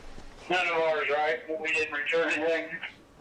Negative. No officer involved. Just as officers began their arrest, Jen pulled a got small shot? handgun out of the purse and fired. Jen was she pronounced fired. dead at the scene from a single bullet wound to the back of the God. head. While this is happening back at the police station, Oh, gosh. Wow. This got really crazy. Holy shit, I was not What the expecting fuck? that. Yeah. that was really surprising. I was not expecting that. This is a very crazy story. Sarah is led away in handcuffs. Unbeknownst to her, Jen has just died. Stand up, turn around, and put your handcuffs, okay? Am I able to use the restroom again for... When we get over to the jail, I'll let you use the restroom over there, okay? Months out. Let me tell you, bitch, okay? They ain't got no fucking ropes in the restroom. It ain't gonna work that way for you, lady. After her arrest and Jen's death, Sarah is brought in to share an entire... You know what I'm saying, Dirt? You know, like a noose? Dude, this is pretty wild. new She's version like, of fuck it, Ryan's dude. death. She couldn't live to see them find the soup bucket, dude. Dude, I kind of wish there was some sort of footage or something, or we had some, but that I did not expect it to. This is a very interesting story. It really is. It's pretty crazy. Dirt didn't see anything. He doesn't know nothing. Okay, he no scientist, you lying bitch. Good morning. How are you doing, Sarah? Feel free to have a seat. People here. We didn't want to be rude drinking our coffee. Is that the same? Got you one. Feel free to have it if you like. If you don't like coffee, then I haven't had coffee. Oh yeah, it is her. Oh yeah. It's a specialty. Just way thinner. It's on something good. After a few more pleasantries, the investigators clarify with Sarah that her lawyers agreed she can speak with them, and they read her Miranda rights. They immediately begin by discussing Sarah's new confession. In this discussion, she refers to Jen by the... I'm rubbing my night cord? If anything, it's a connection problem. I ain't rubbing nothing. I'll rub my dick. Okay? I'll do that plenty while I'm streaming, okay? 'Cause I ain't got you to suck my dick, bitch. Name Naira. On the morning I of the said it. 26th, Naira started voicing Naira? about... I don't remember Naira ever being even mentioned. Did they say Naira this whole video at all? I don't recall an Ira, no. No, not Ira. You can see it right there. It's with Not an A. Naira. Naira. Yeah. No, not a Naira. It's Naira. I don't remember seeing a Naira, hearing a Naira, hearing a name. Don't you yell at me, okay? A Naira. I'll tell Danny on you. Alright. But yeah, there was Jen, probably, but yeah, Naira was never said until now. In between the video footage that we saw until now, did Jen here decide that they're Naira now? Like, fuck you, Jen. You can't just create something every 5 seconds, okay? Come up with something and stick with it, dipshit. killing him, and I did not take her Ryan's seriously here. because she would make comments like that sometimes. Ryan seems cool. Like, me and you could hang out with Ryan, right? I don't know. I think I could smoke some weed with Ryan. Or Emma, or whatever the fuck. And I did not take her seriously because she would make comments like that sometimes. I still didn't take her seriously, but I was starting to get worried because of how intricate it was getting. And then when she started gathering tools like trash bags, bleach, the handsaw from the shed, I realized she was serious. So I tried to talk her out of it, calmly at first, and then I started getting a little hysterical. And she told me that if I didn't help, that she was going to do it anyway. And usually at this point, the attorneys ask me, well, why did you do it? Why didn't you call the police? Why didn't you kick her out? And it was because I loved her.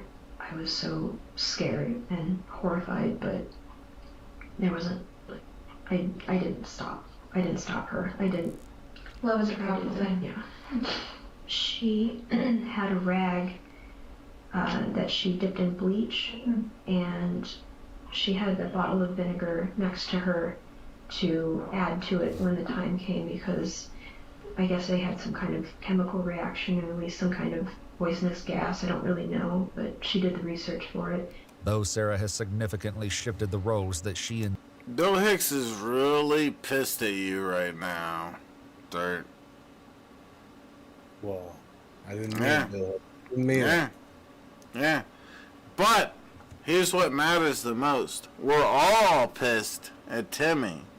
Sure, he gave money to be here, but is he even hanging out with us and talking? No. No.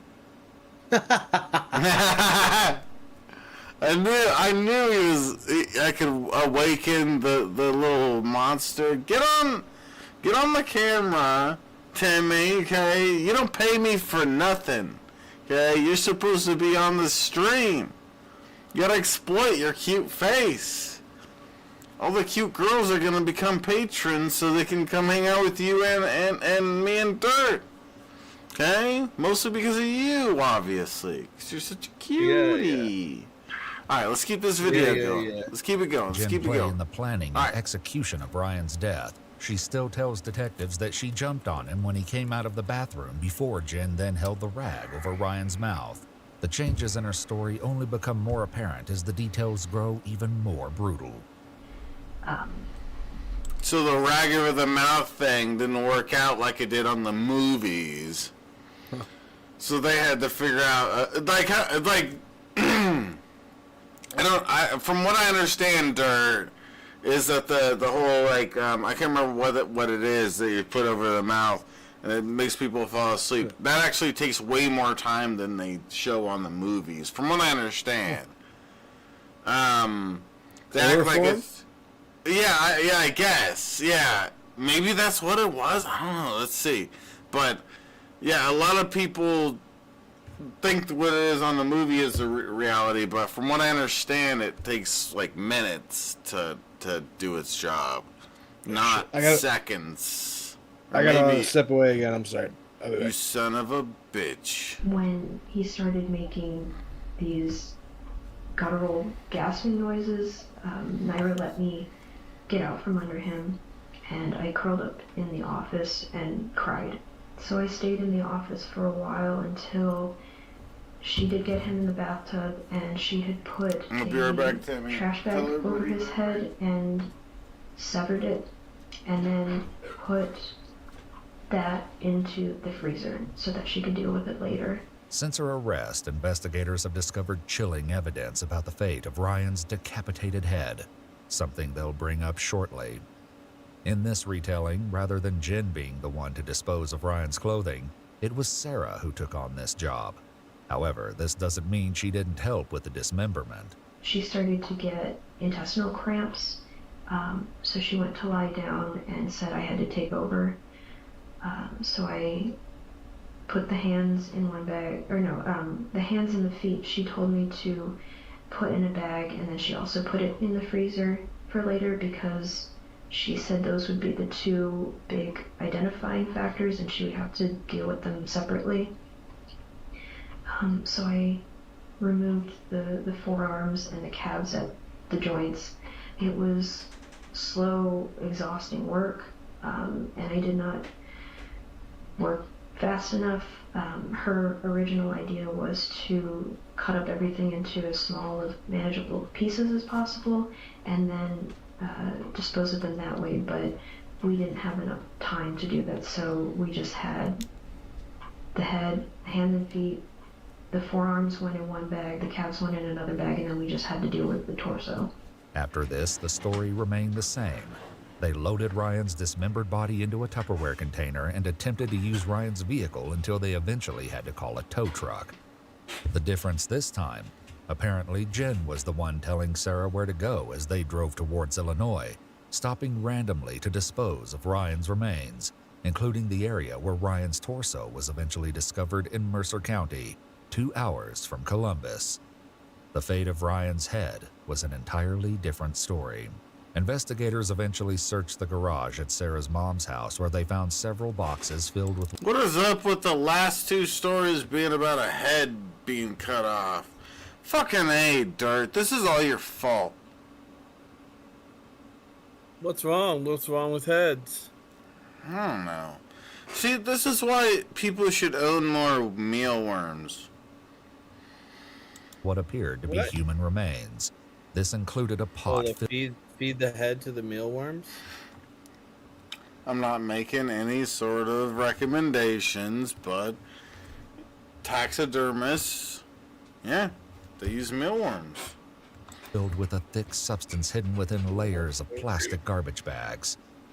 After the pot was emptied, investigators recovered a human skull.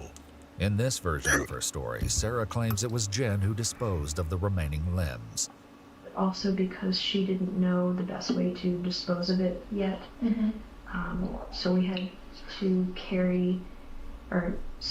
she put it in the soup bin, put that in a bag, or several bags, put the pieces of the hands and feet also in the bag, and then kept bagging it up, and we put it in the shed for the time being. And every time we moved... The U.S. Army stickers?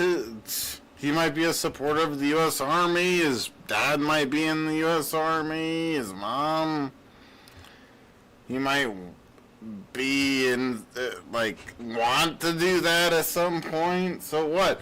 But if it's not crazy to see a, baby on board sticker or something and think that they might have a kid. I don't know.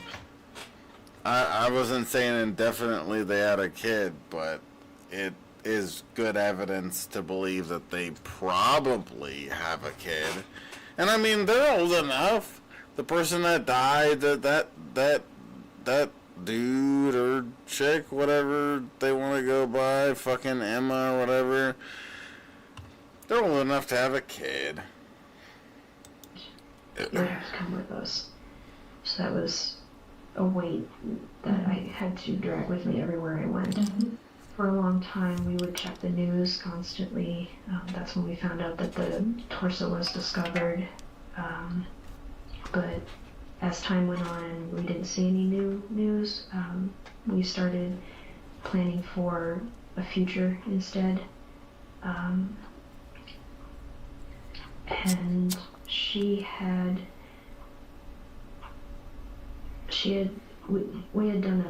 we made a pact that should something go wrong or we get discovered, that she was going to shoot me first, as she said she would rather die than spend her life in prison.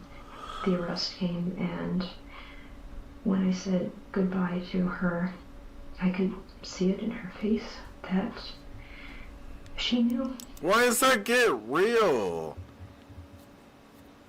You're weird, Bill Hicks. But I love you, babe. I'll always love you, Bill. You can't stop me from loving you. This confession sheds an entirely new light on the footage of Jen and Sarah saying goodbye when she was arrested. You want to tell your wife bye or anything?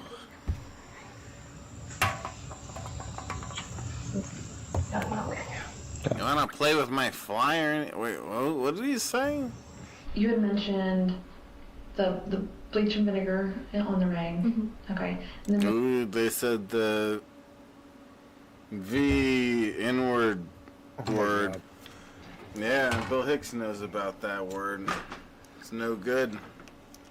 What happens if you spell vinegar without vin?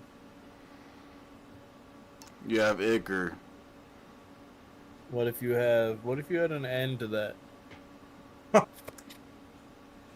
Then it's Igern. No, in the beginning. What? You're confusing me. You're confusing me, boy. In the beginning, it was vinegar. I don't know how things work, but we need to change the word. It offends me. All right. Let's get back to the different was video. put into the pot. Lye, some kind of lye mixture. Okay. And is that something you would have had on hand, or did she go out and purchase? That she did purchase. The head in the freezer didn't draw any attention because she had packed like vegetables and stuff in front of it, so it didn't look like it was anything. This is a horrifying detail. While Corey was still living in the house, Ryan's decapitated head was in the home, hidden just out of sight behind some frozen vegetables. The detectives take a quick break before returning to clarify a few more details, including the comment investigators initially made to Jen during her interview about Sarah painting with blood. So art for me is a coping mechanism. And I know that Randy and Eric had mentioned that there were 2 pieces in particular. Dude, where can I buy this art? I want to support this artist. She's in prison? No. That gave people red flags. One was a painting of a sheep with that was done in blood, or some of it. That piece I had done there's titties on his prior screen. to ever knowing about Ryan. That was a coping mechanism for. Wow, her art seems really interesting and weird. For everything that I've been through with Corey. It's good. Sarah posted this drawing to her It seems like it's good. illustration Facebook page in June 2015. Guess it could be a lot better. Titling it Sacrificial Lamb. Though she created it a few months before meeting Ryan, it eerily depicted the lamb dismembered and decapitated. What do you think, Dirt? You're the professional here.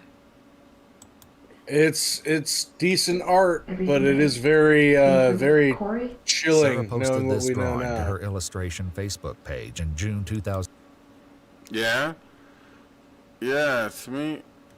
What's up with the horns?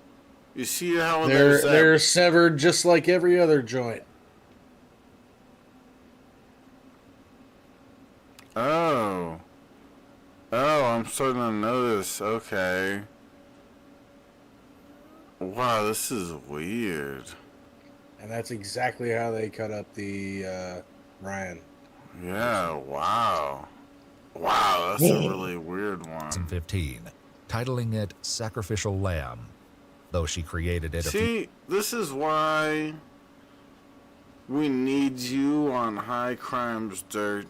Without you, what is this? Just me going, dude, what's this? Oh my why God. is But what, hold on. Why is that a joint on the fucking horn? It's just another thing to be cut. Oh, okay. Yeah, okay, that makes sense. few months before meeting Ryan, it eerily depicted the lamb dismembered and decapitated. The other one was. See, this is why we need Dirt, Bill Hicks, right? He's the greatest. Mermaid holding Yeah, a we do need human head, and I know that. We need Dirt. We need Dirt, man. We need Somebody Dirt. really get us hold of Dirt, This was man. like showing like look what I did. What Sarah doesn't mention is that she titled this drawing, Till Death Do Us Part. But that was also a coping mechanism, having to drag that around with me everywhere we moved. During the interview, Sarah also doodled a quick drawing of the saw they used to dismember Ryan. The elusive my motive God. still needs to be clarified. Come on. Let me look at the drawing. Interview, Sarah also doodled a quick drawing of the saw they used. So that's the drawing. Right. Look at the drawing and to then dismember Ryan. and then that's it? Yeah, I guess so. She's fucking Yeah. retarded, dude. She is so Yeah, she's fucking a- retarded. She's a bad drawer. Yeah, stick to Dude, drawing it doesn't- dismembered sheep. Well, look at it. It's a bow shape. It's a bow shape, and then her drawing of it has a handle, and then it's a rectangle with a blade. She's fucking retarded. To dismember Ryan. All right, The cheers. elusive motive still needs to be cheers. clarified, and so detectives ask the Cheers. haunting question of why Sarah and Jen didn't simply let Ryan leave the apartment as planned. The thing she said was along the lines of, someone like that doesn't deserve to be out in the world to ruin someone else's life. So I think in some perverse way it was her idea that I don't want to go so far as to say she was dealing out justice, but she just felt very strongly that he didn't It sounds like she was dealing out justice. deserve to be out And there. her- She said that if you want to transition, your goal is to just fit in. And that's what she tried to do. She didn't point out anything. She tried to be as feminine as possible because that's what she wanted to be, was a woman. And so with people like Ryan... Right, Bill? As a woman. Right? That we can both respect that. Who say that they're transitioning... As a woman, Bill Hicks. ...are not really making the effort, really bothered her. Sorry, everybody that's watching, Bill Hicks is a bigot. Okay, so I love making these jokes with Bill Hicks, my bigot. I'm kidding with you, Bill. It's the greatest. This is the greatest. He more commonly said things like, he's a disgusting human being, or the world would be better off without him. So that's why the fact that Ryan wanted to, but still looked and acted male, just really got under her skin. I'm kidding with you, Bill Hicks. Stop it. You're getting all sensitive. Alright, fine. I'm the bigot. Alright, guys? The biggest bigot. Bigot Bisky. That's what they'll call me. You're the biggest bigot I know. The biggest bigot Bisky you've ever seen. Investigators question why Sarah confessed to the crime initially. You didn't really try to protect Jen. I guess, why try to protect her at that point in time? Yeah, that's what I thought about in hindsight. It would have devastated me to have to throw her under the bus and say, well, she was the one who did it. I guess there was a small part of me that thought if I took the fall for her, she would be okay. But thinking back now, I should have known with the look on her face that there was no point trying to protect her. She was going to do it anyway, with me or without me. As the interview wraps up, Sarah clarifies why she wanted to speak with the investigators again. I don't know if the prosecution knows how much detail about Naira, so I'm basically just hoping that at the sentencing, essentially the same thing that I told both of you, just condensed a little bit, we'll be able to go on the record so that my side of the story and what actually happened will be out. In the end, Sarah's new version of Ryan's death did little to change her fate. In January 2022, Sarah Buzzard pled guilty and appeared in Mercer County Common Pleas Court for sentencing. She was sentenced to life in prison with the possibility of parole after 30 years. Warren, Ryan's father, had the last word. I just know now that, no one can hurt him anymore, and no one can hurt him now. Damn, dude. Terrible.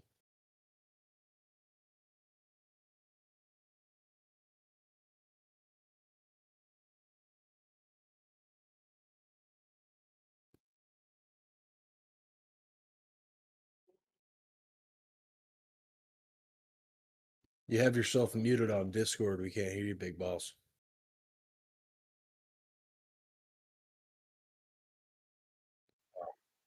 Ah.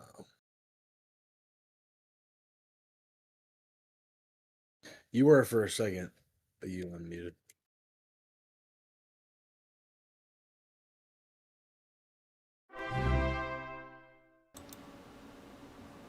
Knock you around on a kick. Shut up, Tabby. Don't shut me up. I gave you $1.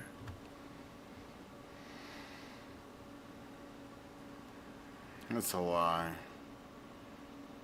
It's not a lie. I gave you $1. You're lying. There's a lot more where that came from if you go on Kick. But look, Paradox and Young Minded are waiting.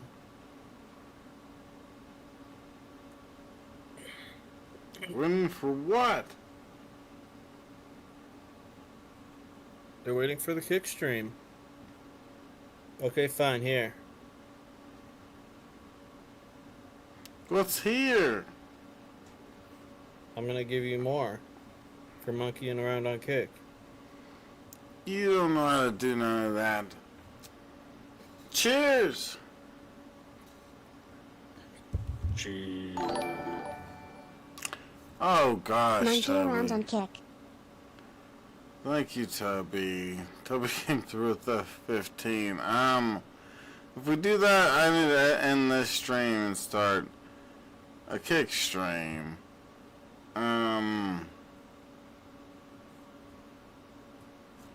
Thank you, Toby. I guess we should probably. Hold on, I can't even see the chat right now. And you spelled bigot wrong. Bill Hicks, it's with 2 G's. You bigot. No, it's only 1 G. Oh, never mind. I was saying that sarcastically. So, I guess we're gonna move over to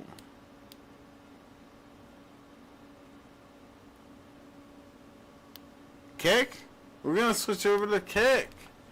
So, everyone that's here, I appreciate you guys watching the stream and supporting. It looks like we're gonna do some Kick streaming here. So thank you guys. Here's the link in the chat.